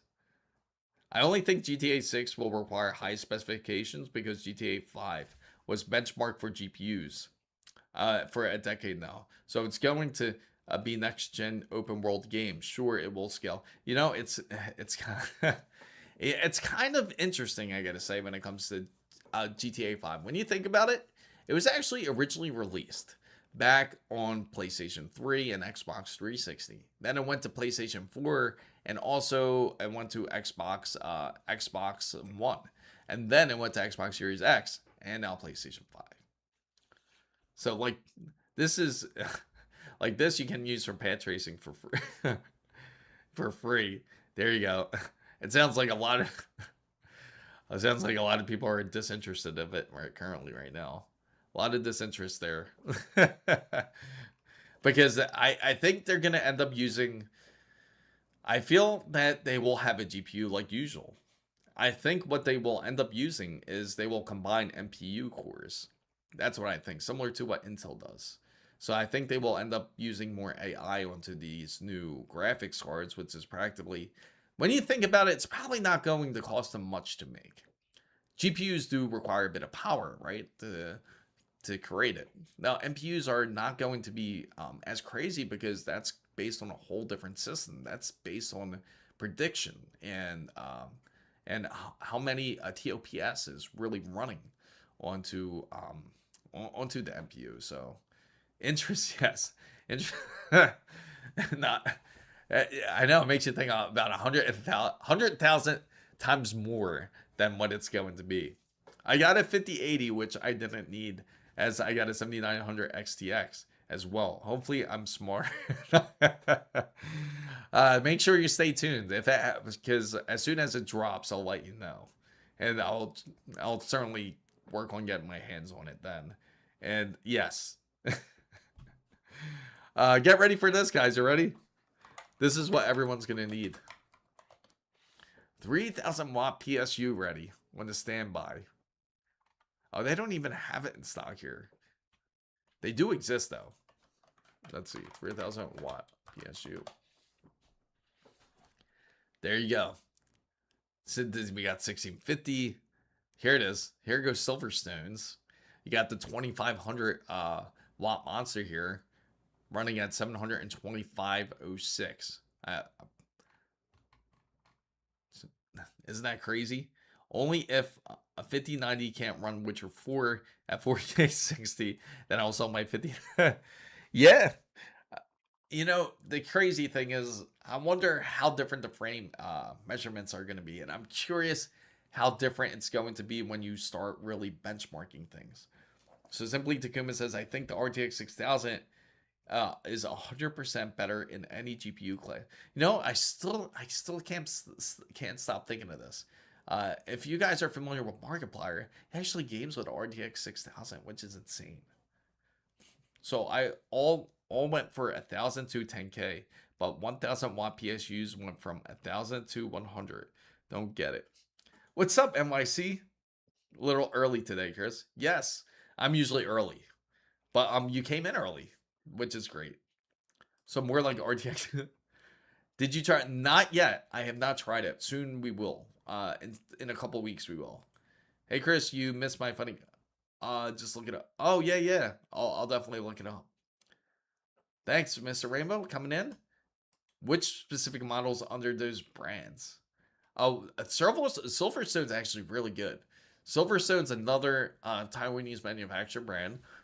They also are great for like a lot of even like the Threadripper stuff. They do like a lot of server type of builds. They also have AIOs and everything too. To be fair, Markiplier has yeah. It's like he has an RTX. If you see the specifications, it's insane. It's like a RTX 6000, and he also has I think he's running on what was it, 192 gigabytes of RAM. It was really crazy. Do you think they will ever release the Pro 6000 as a 5090 Ti? Sort of, sort of. The reason why, they'll have a different variation of it. Igor, what's going on? Good to see you. Just like how they did, I think they will. They'll have a different variation. It's going to be like a much lighter version. It's almost like currently the RTX 6000. It's like the Titan. They'll have like almost like a Titan version of it. My 12600K and the 32 gigabyte RAM will last me until a year 2035. I think a lot of people are just gonna really sit and wait until the until the pricing is fair. That's the whole thing. Especially if you already have a PC build, you're just going to feel less required to purchase PC components. And I've explained this to everybody. If you already have a PC, there's no need to spend more than what you have to, unless you absolutely need it, or you're doing another PC build. That's the only way it would truly make sense. Trying to get that connected right. So, the 5090 Ti, 900 watts with 2 FPS more.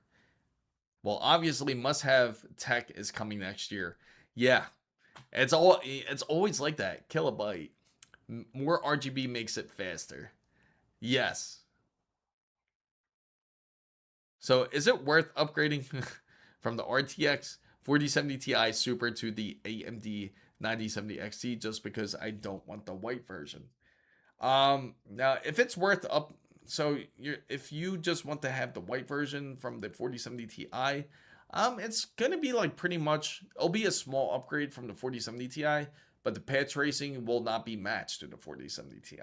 So if you do take advantage of patch tracing, then it wouldn't be great for you. But if you just use regular ray tracing, it'll feel like quite the jump. But absolutely the white version is beautiful. I've seen it. Take a look at it. You'll probably love the color scheme when you see it in person. So, Asus Corsair and let me see. Asus Corsair and Seasonic selling 3000 watt PSUs. Yeah, they are. They're getting ready. Remember when we were at Asus's booth at CES and we asked about it, and he kind of chuckled about it, like, yeah, it's in the works. I don't think 32 gigabytes is enough on Windows 11. And the thing is, it's constant memory leaks when it comes to Windows. So no matter how much memory you throw into Windows, even if you have Markiplier's memory, it's still gonna end up leaking into Windows. Like if you have 32 gigabytes, it's probably about a decent 12 gigabytes being used now. If you have 64, it's gonna end up being like about 22 or 23 gigabytes being used for Windows. So it's been a consistent issue with Windows when it comes to memory leaks. They gotta fix it. They really gotta fix it. As the days go by, it's becoming safer to say sayonara to the super. Yeah, I agree. We're less likely to see it. If you want Denim Light, go Asus. And yeah, that's like the Zephyrus, as mentioned. Can you explain this? I'm out of it. Oh, so so what that is it's like a pro GPU, but they come out with like almost a prosumer type of one. So it's possible that they can come out with one. It's like if you're familiar with the Titan, it's kind of similar to that. So bro, my 2014 PC build, Wow, you still have that thing, the 4070. It brings me good times. I remember I had Devil's Canyon too before, but I had the 4790K. 7080 Ti lasted me 10 years. You're absolutely insane. I remember the last game I played on that type of build. I think it was Shenmue 3. That was the last title I ended up playing before I sold it. But that's awesome. You made it last 10 years. I can do that with I believe you.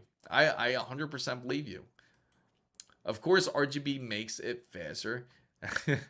Yes, that's why you have to have RGBs. And if anyone is looking for a place, you're looking to purchase a place, an area to where you're trying to move to, make sure to look up houses near power plants because it's going to be quite a bit of power. No problem, Mr. Rainbow. You will need deep bloat windows, absolutely. 64 gigabytes is the new standard. Heard Windows will use even more RAM now. Yes. Yeah, so if you have 32 gigabytes, they need 20 gigabytes. But don't worry, you'll have a much more functional experience. So 90% of my games are not just running, but running better in Linux. And you know, we were just talking about this on Wednesday. We are talking about how resourceful Linux can be. If you have 32 gigabytes, it's barely using any background resources. So you're actually getting your RAM's worth out of it. Same thing if you have 64 gigabytes, you won't get more RAM taken out of Linux. That is certainly the advantage when you go into a system like say Arch Linux. You have Mint, you have so many other options to go when it comes to gaming in Linux. But of course, it's almost there. It's almost got me to the point to where I just want to switch over. Try and catch the OS this weekend. Getting annoyed with, I think a lot of people are.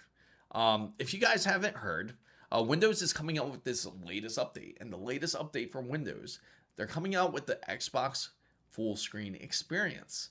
And now it's not just going to be based on if you have a Asus ROG Ally or MSI Claw 8, or if you have the Lenovo Legion Go or any of these devices. It's going to be on PC. So Microsoft felt that everybody wants the full Xbox screen experience.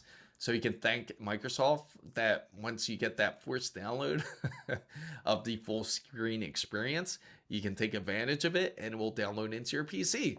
So I'm just curious to see how many resources it ends up taking up on PC once they come out with the full version compared to the handheld side. Now, if it's anything like the handheld side, it's not really. I never use it, and I'm pretty sure everyone else that's used the Xbox full screen experience will certainly tell you the same thing. They'll find it useless. So I just upgraded from my 2012 build, and I did upgrade. My GPU was a 1080 Ti. Oh wow. Hey, you know what the funny thing is? Desert Crimson says the minimum specification is a 1060. So technically your 1080 Ti could still run Desert Crimson. But of course, that's minimum. The recommended was up to, not even recommended, the low side was 1660. Recommended was, what was it? I have to go back to double check the recommended side. I think it was a 20 series RTX card. So the 3770K, 90% of my games are backlog. Me too. I now my Elden Ring has been backlogged, and I got to beat that game. I'm not that much further to beat Elden Ring. I'm really close. I'm just stuck in the stupid Skin Reaper that I'm fighting. Windows is like a bad girlfriend. The more you have, the more they think that. That's hilarious. Stay with your 1080 Ti and just don't wonder how good RTX could look. It looks crap mostly. 64 gigabytes is the new standard. You couldn't have mentioned this 8 months ago, buddy. Yeah, I know. You know, the funny thing, we were preaching about this a bit earlier, how 64 gigabytes should be the new standard. And now it's like, nah, now it should be 32 gigabytes now, because it just doesn't make sense now. The games honestly had to be optimized better. That's the biggest thing that has to be worked on, especially with today's specifications. So Windows is stealing people's RAM from within. Yes, they've been secretly uploading people's RAM without without knowledge. So if you had 64 gigabytes, you better go check and see if you have only 45 gigabytes left.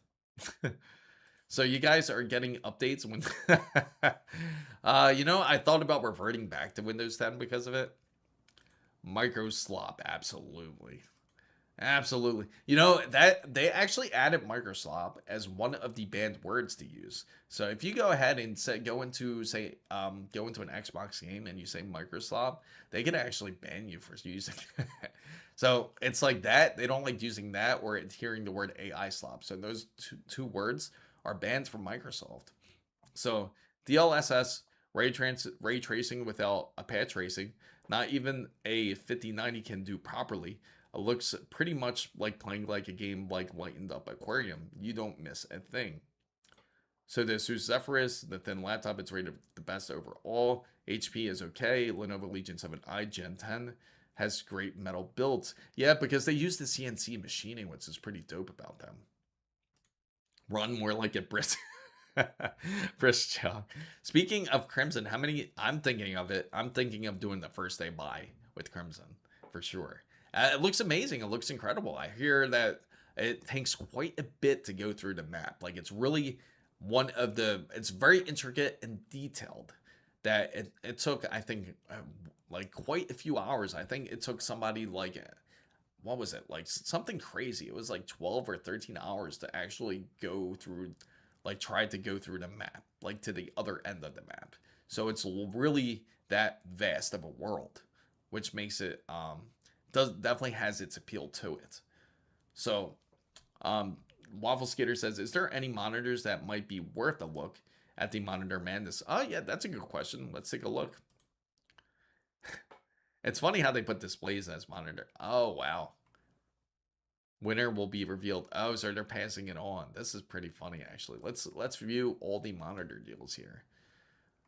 Now, it depends on the type of monitor you're looking. Now, even though Predator gets kind of a rough name, they've kind of, I feel bad for them. They were one of the best originally. Like when it came to ultra wide, everyone wanted a Predator because they were like the first ones to come out with it. But yeah, we just talked about that, Amir. 1 million. He said 1 million. I'm sorry. He said 1 million. It's funny that Amir brought that up. I'm looking forward to Pragmata first game a long time I ordered. I heard the mechanics are complicated. Ugh, that's a bit scary. And direct storage. Yes, thank you for letting us know, Amir. And it's funny, I threw up a poll about that, and we got quite the opinions out there for it. No, it's okay, Amir. I'm glad you brought it up. Crimson Desert also released a full table of different specification performance. Yeah, and yeah, we'll definitely take a look at it. But if anyone's looking for a decent monitor, Asus TUF is obviously a decent one. If you're trying to look for a monitor that's capable and you're not trying to spend a whole lot of money. So TUF Gaming is like the go-to if you're like on a tight budget, you're looking for like say 210. Honestly, they got 240 for even like good deals. It features USB-C, has more of a, also still has a metal base if I'm not mistaken. It might be plastic from what it looks like. Now the OLED G5, decent, 2K. Nah, I wouldn't say go for that. That's not a good one. AOC, Samsung Odyssey G5, 2K. Nah. Acer Nitro, no. The Asus ROG Swift OLED, of course, you're going to spend a little bit of more money. It's a glossy OLED. It's very nice. You can go up to, of course, 540 hertz if you really wanted to. Very great. It's great for those who are competitive gamers and want to push the full OLED glory. That would be definitely one to get. But again, it's expensive. Not a lot of people will be able to afford it. Here goes a good one. The ROG Strix XG27 WCS. It's 180 hertz, and it does feature Type C in there. Unfortunately, this one's the plastic based one though. They do have another one where it has a metal base, but $200 isn't bad for it. What else do they have? MSI. That's a decent one. 5K, 240 hertz. That's pretty. That's pretty damn good actually. $1,000 for it. But the thing is, again, you have to pay for that whole 5K. I'm just curious how well this actually goes up against the LG. That actually is pretty decent. And now their panels, I wonder how close they are to LG's. But I would imagine it's probably that would be a close call. I feel this is a really decent deal actually. $1,000 for that. Now the XG32 is a good one. The LG, these aren't really good. This one's a decent one. The LG Ultra Gear OLED 32GX 85 is a decent one. 165 hertz. And you'll spend under $1,000 for OLED. How much more powerful 250K would be compared to 245K? About roughly 10 to 15% IPC lift from what I'm seeing so far. It's going to be that much of a difference of prediction. Benchmarking, we still have to wait and see to see how well it runs. OLEDs have gotten cheaper as next gens are dropping. I agree. It's all thanks to RGB stripe. Once they start coming out a bit more, OLEDs will continue dropping in price. Why do we want 4.3 again on gaming? I don't get that either. That annoys me too. I think Crimson Desert will let you know if you're good for Witcher 4, then Witcher 4 is Unreal. Unreal Engine, I gotta say, is unforgiving. It is really a pain in the ass, I gotta say, when it comes to Unreal Engine. It's crazy the requirements that you need, especially today. Like, not everyone's going to have these insane requirements to be able to handle Unreal Engine 5. Anyone thinking of getting, yes, currently we are going to get it. Just to remind everybody out there who hasn't been updated on the build, we are going to go with the Z890 Gigabyte Aorus Master. We're also going with the 270K, and we will be using the Gigabyte RTX 5070 Ti WindForce overclock. Also, we do have some hardware that's come in thanks to XPG at ADATA, which they also sent some wonderful stuff here, which is the Mars 980 Blade, which is the PCI Express 5 SSD. And we also got the XPG Lancer Blade, which is 6,000 megahertz, which is CL38. We're going to also run this into the Intel build. Also, we do have the LandCool 270T. That's 217 Infinity case. So we're almost there. All we need is the cooler, and we need the power supply is next. So I sent it in Discord. RGB stripe OLED will be yes, exactly. And that's what's going to be the next expensive product is RGB stripe. But the colors are so unreal. Like when you see the colors of RGB stripe, your jaw will drop. And just imagine how good, like even those old school games that you play, like back on those old CRT monitors, I think they would actually look decent on them.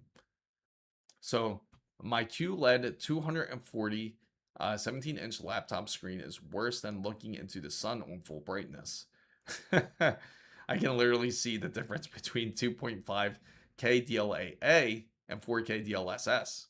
No idea why I would want more. Yeah, that's insane.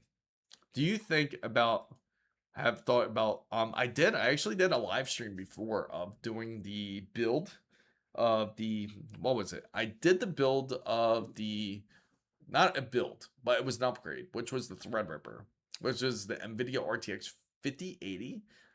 We've done that live, and we've also done the power supply upgrade to it and reapplied thermal paste to it, which is the system that I'm currently on now. Now, of course, we can go ahead and do I'll decide on what to do next, maybe. We do have another build that's also incoming if you guys haven't checked it out. We also do have this that's on the way, which is that B850 Rock Wi-Fi 7. I'm actually really curious to see how this is going to turn out here, which is this one here. So we're gonna definitely we're going to do this build as well. And we also have the cooler with it, which is the ASRock Phantom 360. So hi Chris, any news from ASUS on their? Yes, you can pre-order currently. You can pre-order the Neos currently. You should be able to get it. I think the release date is going to be in May or September for these motherboards. They give you a heads up. but they are available for pre-order on ASUS if you are interested in it. So that's the latest I can say about that, like when it comes to it. Any more details, I'll definitely I'll let you definitely know, Havy, because I know you have a lot of interest in it. But so as of now, we have like this whole other build, which is going to be practically Project Metal, which is going to be this. And we're gonna grab all the components for this as well. But this time we're gonna go and do like a 90. This will be on like a 9070 XT type of build. Definitely miss using that GPU. Definitely would love to do more tests, especially for those who are a bit more curious on that side of the ball. And we have, of course, some of the components that we have already for this. We have the power supply, we have the RAM that we can use. We just have to get the GPU for this, which is again the 9070 XT. We'll probably go with all ASRock and see how well it actually ends up.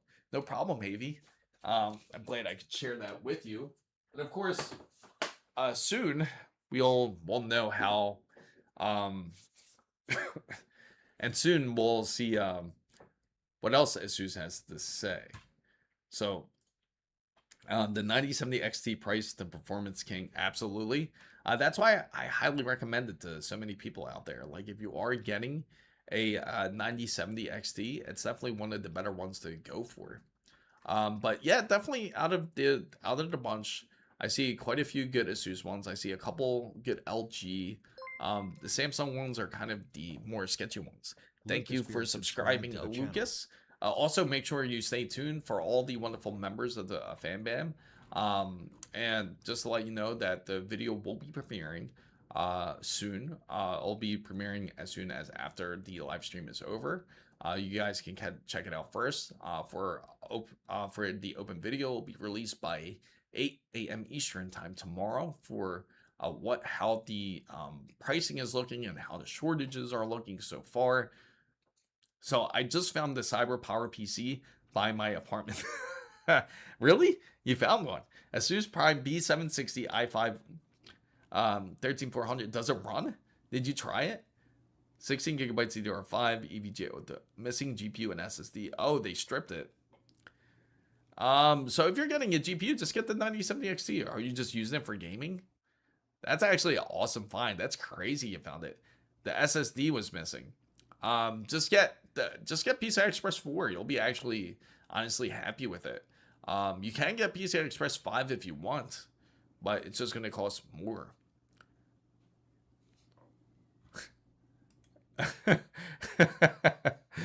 Are you living in Switzerland?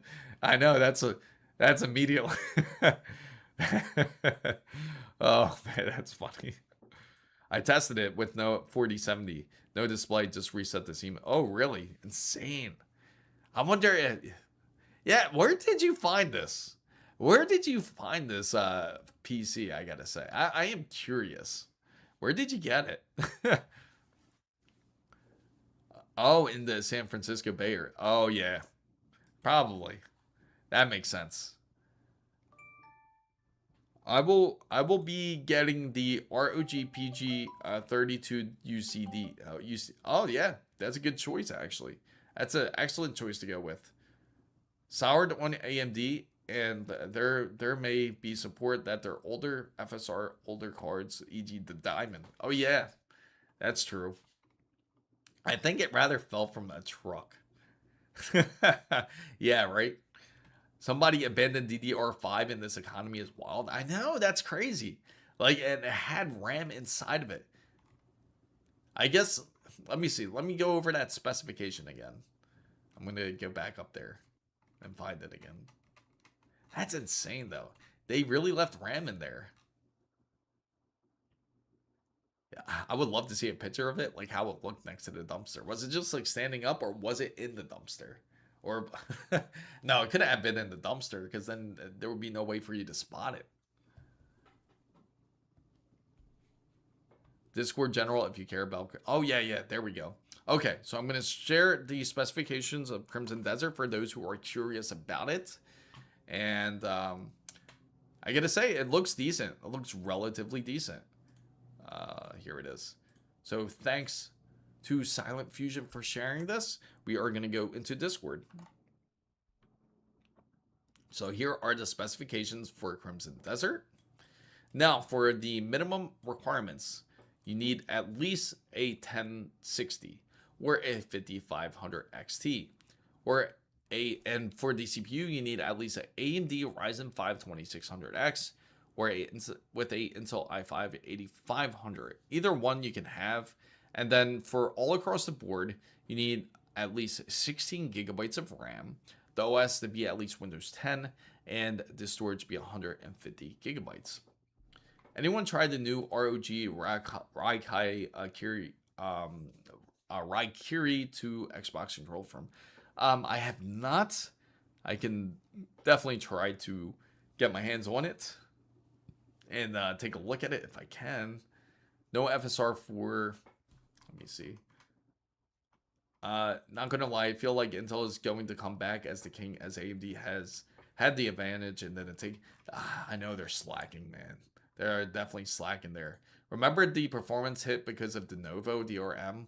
Yes, and that's what I'm curious about too. They gotta really chill with de novo for sure.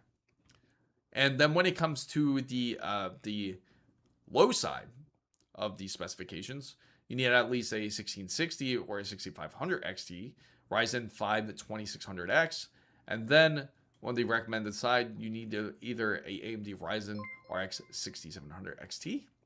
Thank you for subscribing. Subscribe to the channel. Or NVIDIA GeForce RTX 2080. And for the CPU, you need at least a 5600, so you need AM4 at the minimum, or you get L11 gen processor. Honestly, the 10th and the 11th gen. Yeah, I was gonna say the 10th and 11th are the same, but actually it's the 9th and the 10th are the same. But anyway, the Intel i5 11600K is for the recommended specifications. And then for high settings, if you're looking to go 1440 at 60 frames, you need the minimum of a AMD Radeon RX 7700X or a RTX 4070 with a 7600X or a 12600K. So you need to be on Alder Lake, or you have to be on AM5 practically. And on the Ultra side, of course, there are going to be glorious specifications you need, such as you're going to need the AMD Radeon RX 9070 XT. Good thing it's actually quite affordable. Or NVIDIA GeForce RTX 5070 Ti. Processor-wise, you need an AMD Ryzen 7 7700X or a Intel i5 13600K. So those are the specifications for it. Not too bad. Now the release date, if you're curious, is going to be March 17th for Crimson Desert. So it looks like an awesome game that is going to be coming out. But what do you guys think of those specifications? Yeah, hopefully there are more games come out more like this. Dusty only had 2 fans and no CPU cooler. Oh, so the CPU cooler was also missing. That makes sense. Weird they took the CPU cooler over the RAM though, I'm gonna say. Oh, DDR5 4000. No wonder why. It's like but still, RAM is still a exquisite piece to be able to have. If for sure, it will not run as bad as it runs on PS5 Pro. If we go for the FPS5 coverage of Crimson Desert, even with de novo, yeah, I'm curious. I'm really curious to see how it's going to compare to like a PS5 Pro and compared to a PC. I think obviously the PC is definitely going to do great. They definitely gotta okay, so Baby Blob TV says, hey, would you mind giving me advice on which system I should purchase for gaming? I only have 2 systems based. Okay, now what are you looking to do? Is it? I can certainly help you out with it, but what are you looking to do when it comes to the gaming side? What type of games? Are you trying to build a PC or are you trying to get a console? Buy a future-proof. Yeah. Now it's like, now getting a future-proof, the luck, I gotta say. I am still in shock, like how Box Power was able to find that. That is awesome. So why doesn't AMD have any E cores? Are they all P cores? No, they are not all P cores.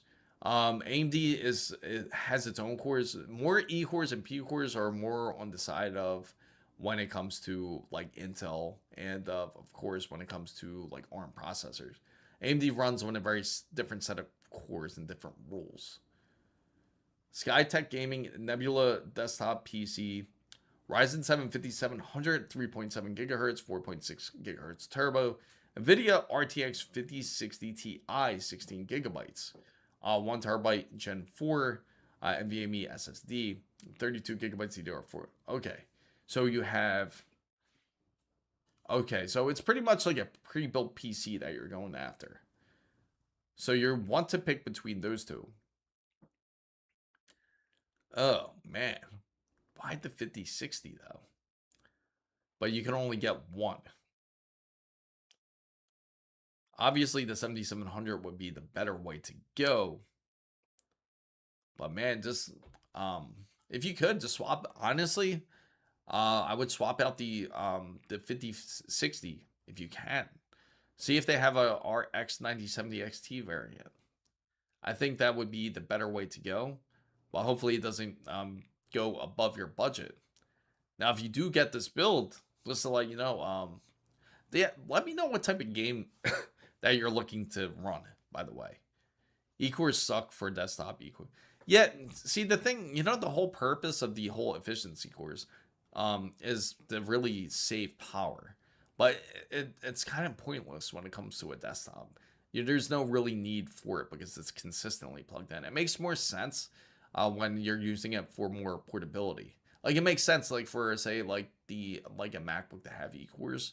Intel obviously has it for their reasons too. But what's interesting too, that they're looking to go all. I think Apple. I'm really curious to see how they're going to do this. Is the new M5? Apparently, they're getting rid of E cores and going full P cores. So if that's the case, I wonder how the efficiency is going to be on it. I know.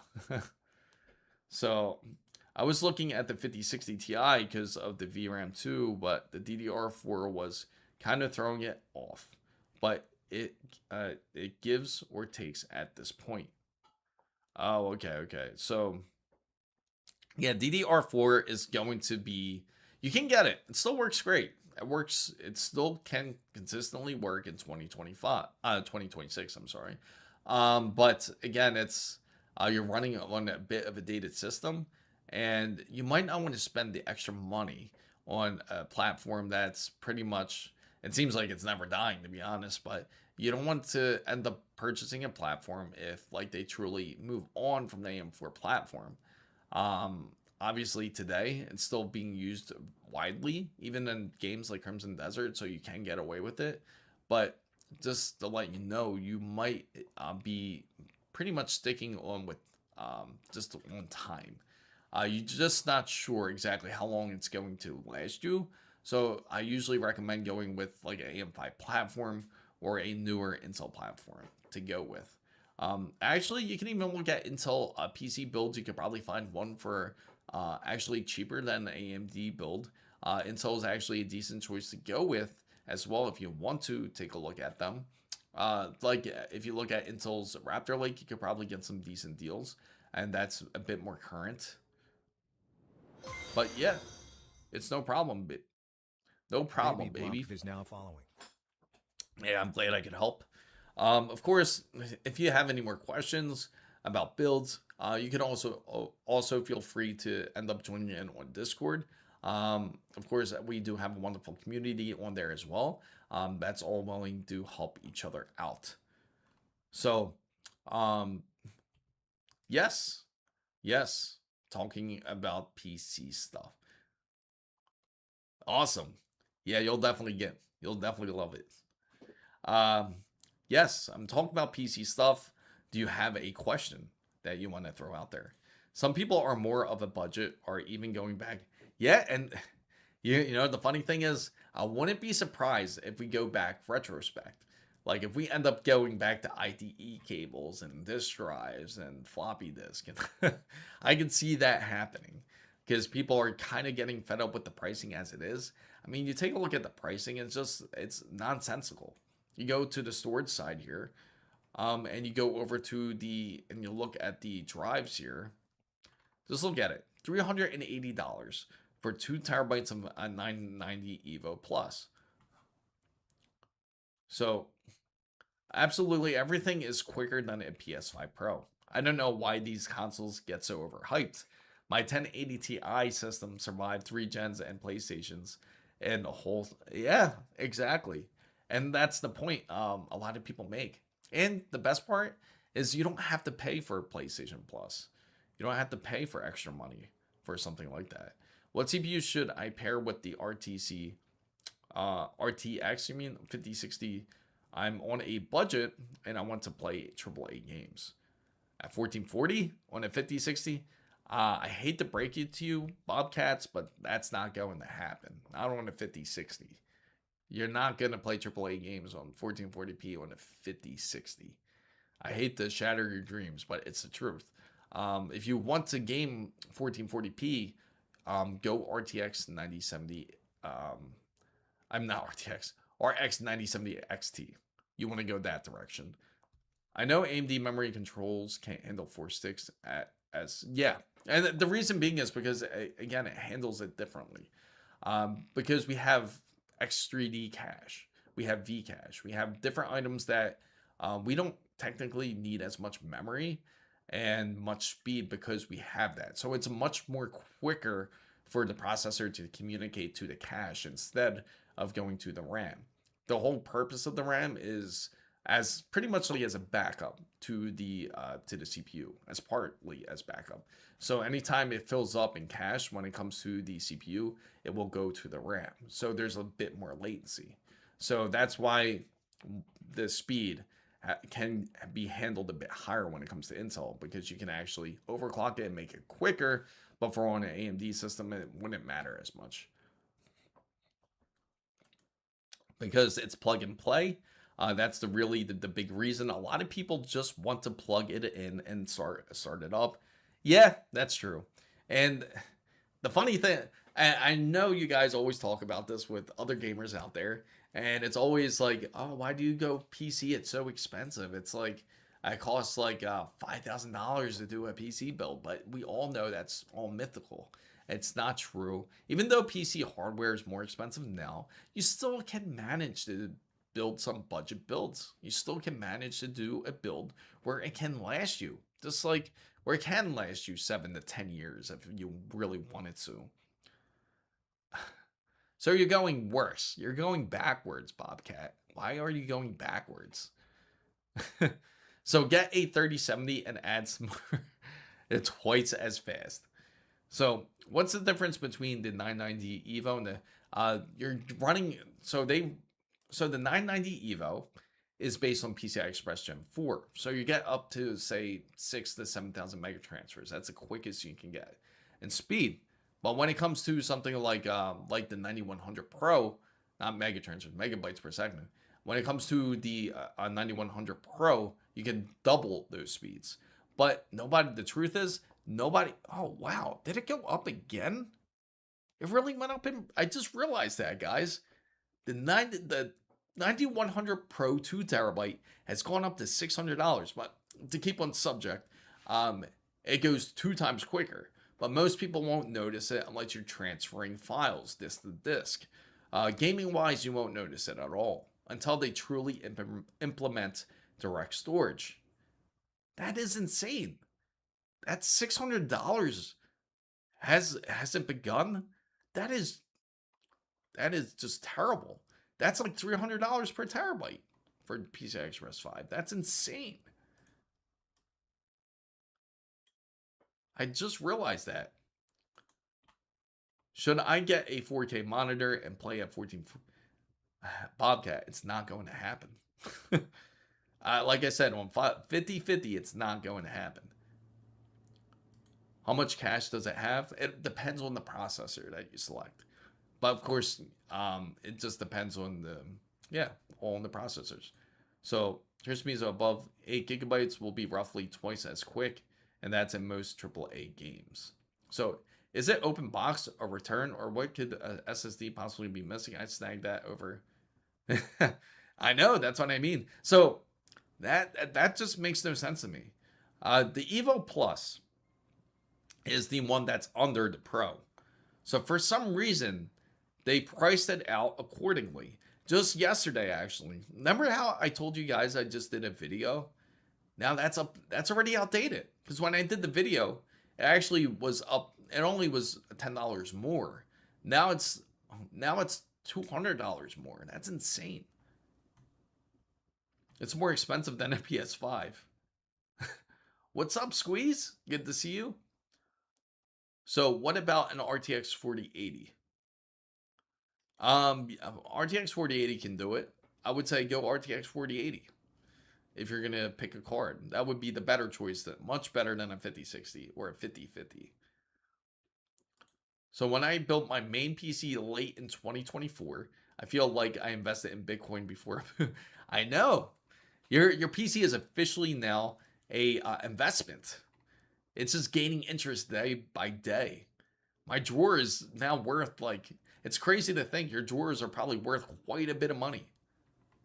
Like if you collect SSDs and RAM, you're literally sitting, you have a jewelry box for it. The higher the second numbers, the better. Yes. Yes. Please, Andrea, help him out here. Thank you for the help. I could really use it right now. But nobody will buy your hardware if you're trying to price it according to the current market. Of course not. No. But how about this? If the Samsung 9100 Pro, somebody is selling it for $500. Oh, well, actually, they're selling it used for $356.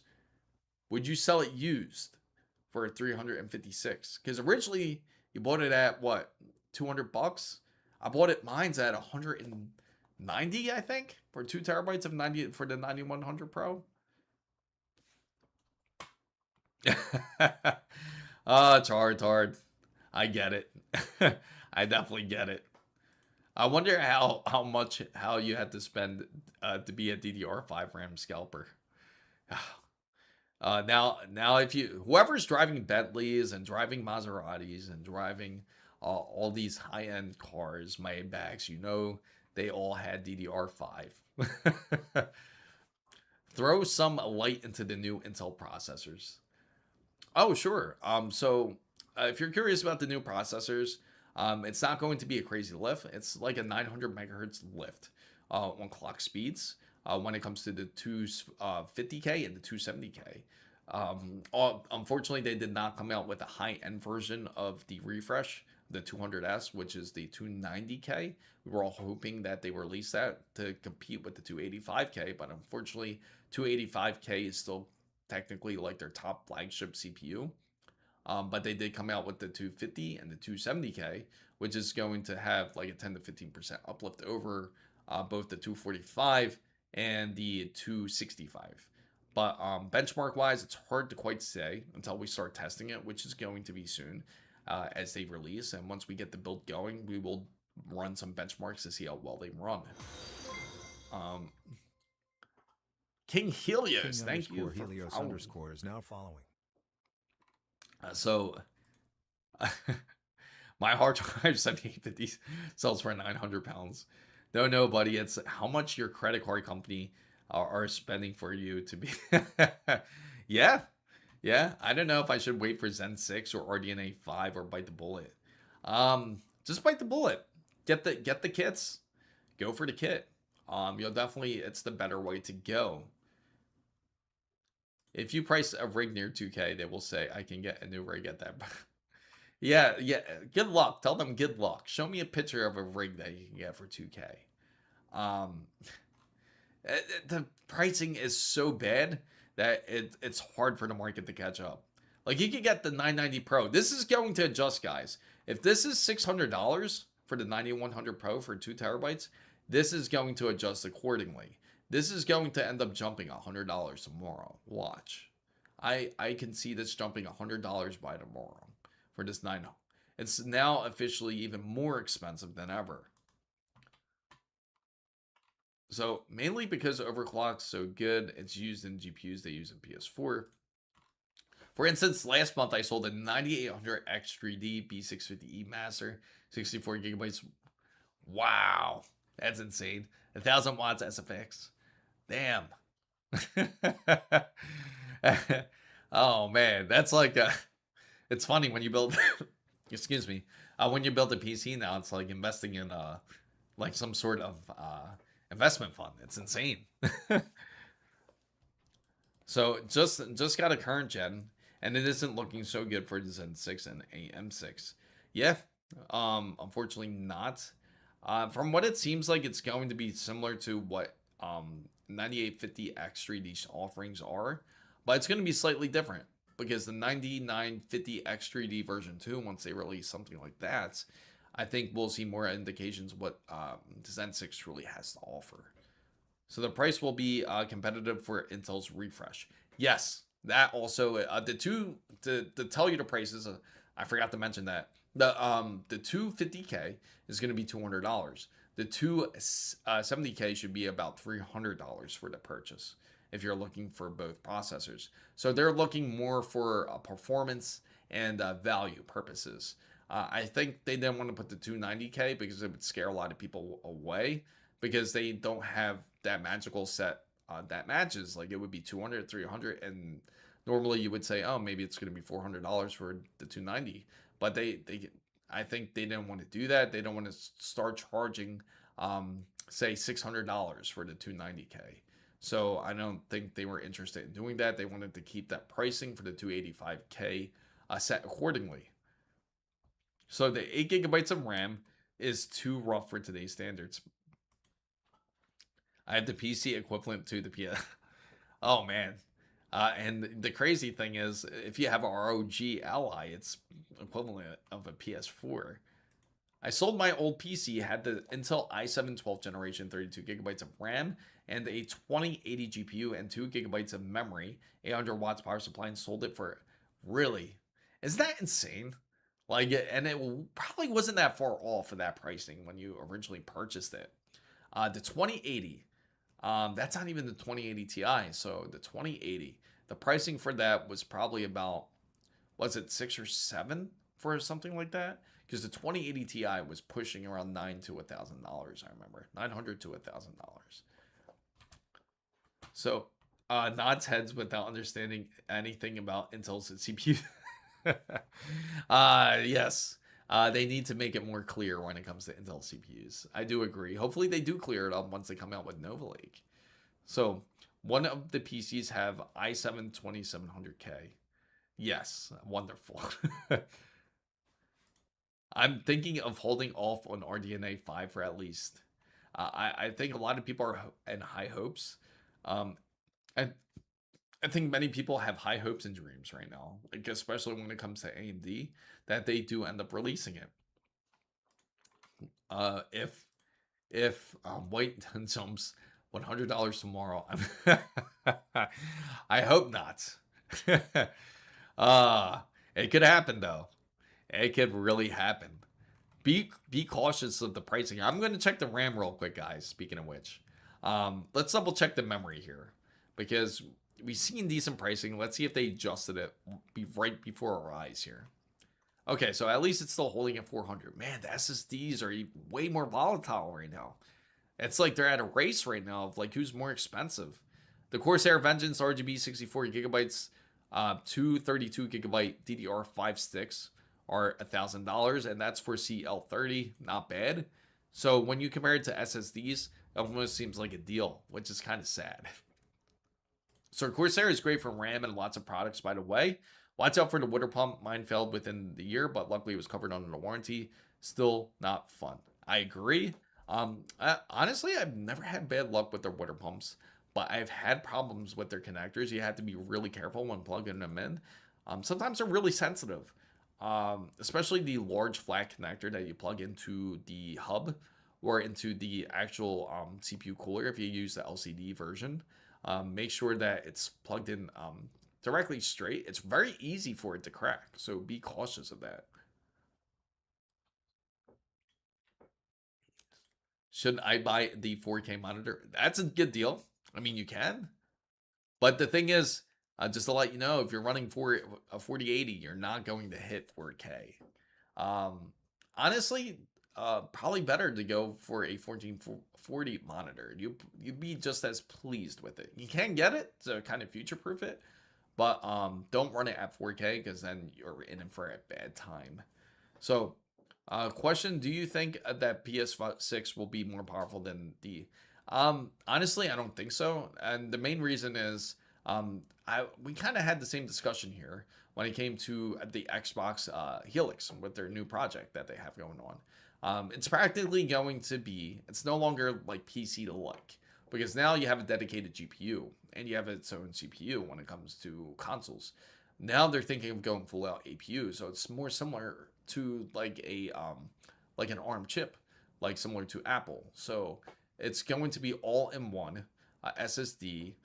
It's gonna have the GPU, the CPU, and it's gonna probably have an MPU built in, all in one. It's gonna be much more smaller. More than likely, I can see that happening because they're gonna make it seem like it's the future. It's gonna be diskless, and PlayStation may go for backwards compatibility. If they do, it's probably going to be optional now. It's no longer going to be part of the equation. But but overall, it's going to be more powerful than the PS5, but it's not going to be more powerful than what you would think it would be. It's not going to be 2 times the power. It's not going to be as much of an upgrade as consoles used to be.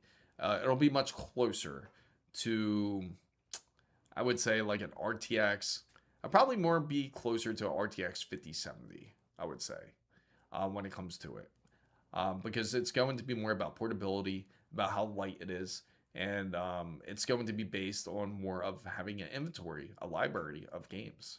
So, and I'll upgrade my GPU in the future. Yeah, I know that they're completely changing their whole concept when it comes to it. So isn't the 290K the chip that? No, that's the, you're thinking of Nova Lake. Nova Lake is supposed to have 52 cores and 52 threads with no hyper threading. But that's the one that will have PL4. Um didn't you didn't Chris, you didn't have to say uh kind of lost there. Waffle Skater, like something like, I don't know, i3, i5, i7, something simple like that. Nah, I wish it was that simple anymore. Yeah. Oh, I can believe it. I definitely believe that.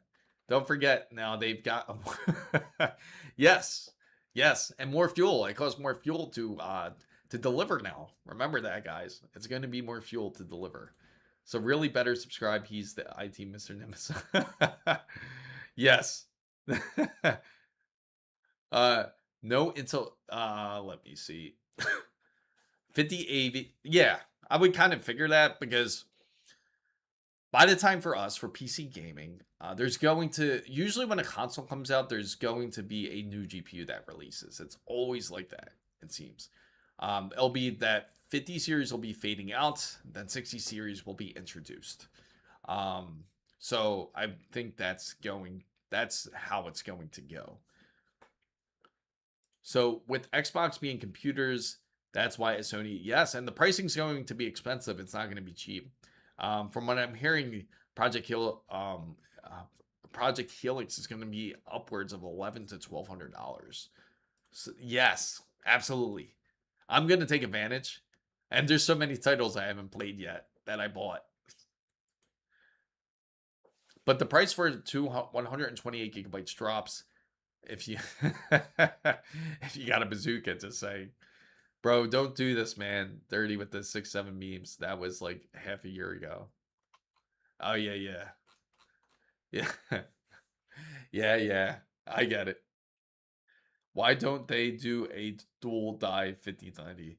Do you think Corsair IQ Link H150? Yeah, it's an excellent AIO. I think it's a great AIO. Whether if you go for LCD or go for the regular Caplix or even the Air, they're all great CPU coolers. 64 gigabytes of VRAM and bring back Sly. They probably will. In retrospect, they probably will. I could see that happen though. So, man, guys, I'll take a couple more questions before I end up closing. If you have any questions that you're really curious about, feel free to ask and I'll certainly answer it.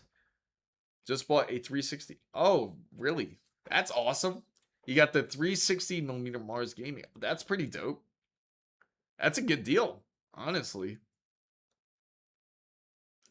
Yeah, I think they got some great products. They do have some decent products. I was quite impressed by the show that they had at CES. So, fan guys, feel free to throw any last questions if you have any. Hey, so what are your thoughts about the Steam Machine and speculation? Okay, so that's a great question.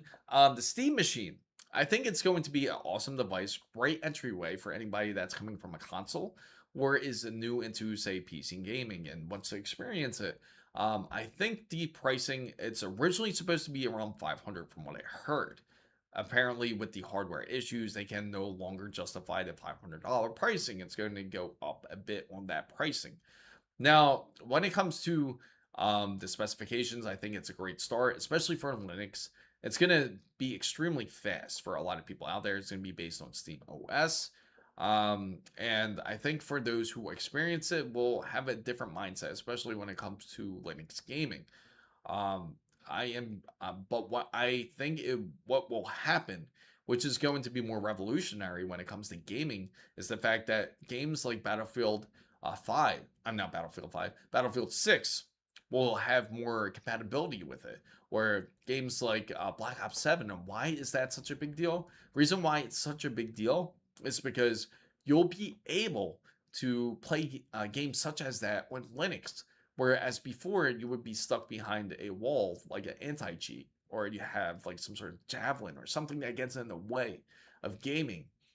So I think it will also help on the PC gaming aspect side, and it will also help force faster releases for titles such as GTA 6, for example, if more people hop on board for Steam Machine.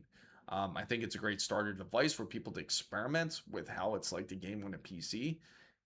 You can even install Windows. You have the freedom to install Windows of your choosing if you'd like to. I think, honestly, it's a great option for those who are thinking of it. So the only new thing I'd buy is the 5090 Ti laptop. They cut power at 225 watts instead of 175. You can have 20% more performance. Yeah, feel free. Yeah, definitely feel free. Feel free to join in the Discord server. And you can definitely ask your questions here. Let's hope cheaper than €1,000 or dollars can be similar to machines with 9060. I hope so. Do you have some VR benchmarking for sim racing? You know what? That's a great question. That's something I want to reach out to one of the companies. If I get a VR headset in, I will definitely let you know, and we will do some testing. How's that sound? Sounds like a great reason for more people to. Yes, absolutely. Okay, so FanBam guys, thank you all for coming in. I greatly appreciate you for being part of the wonderful FanBam. If you haven't been part of the roundtable, feel free to join in. I certainly do appreciate all of you being a part of this live stream. I usually stream on Wednesdays and Saturdays. If I stream Resident Evil, I will certainly let you guys know. If you haven't joined Discord, please do. It's completely free. Make sure you go to the rules section, hit the green check mark to be part of the server, and that's how you will unlock all of it. So, FanBam, guys, thanks so much for watching. This is Chris Mizo, signing out. And also have a great weekend.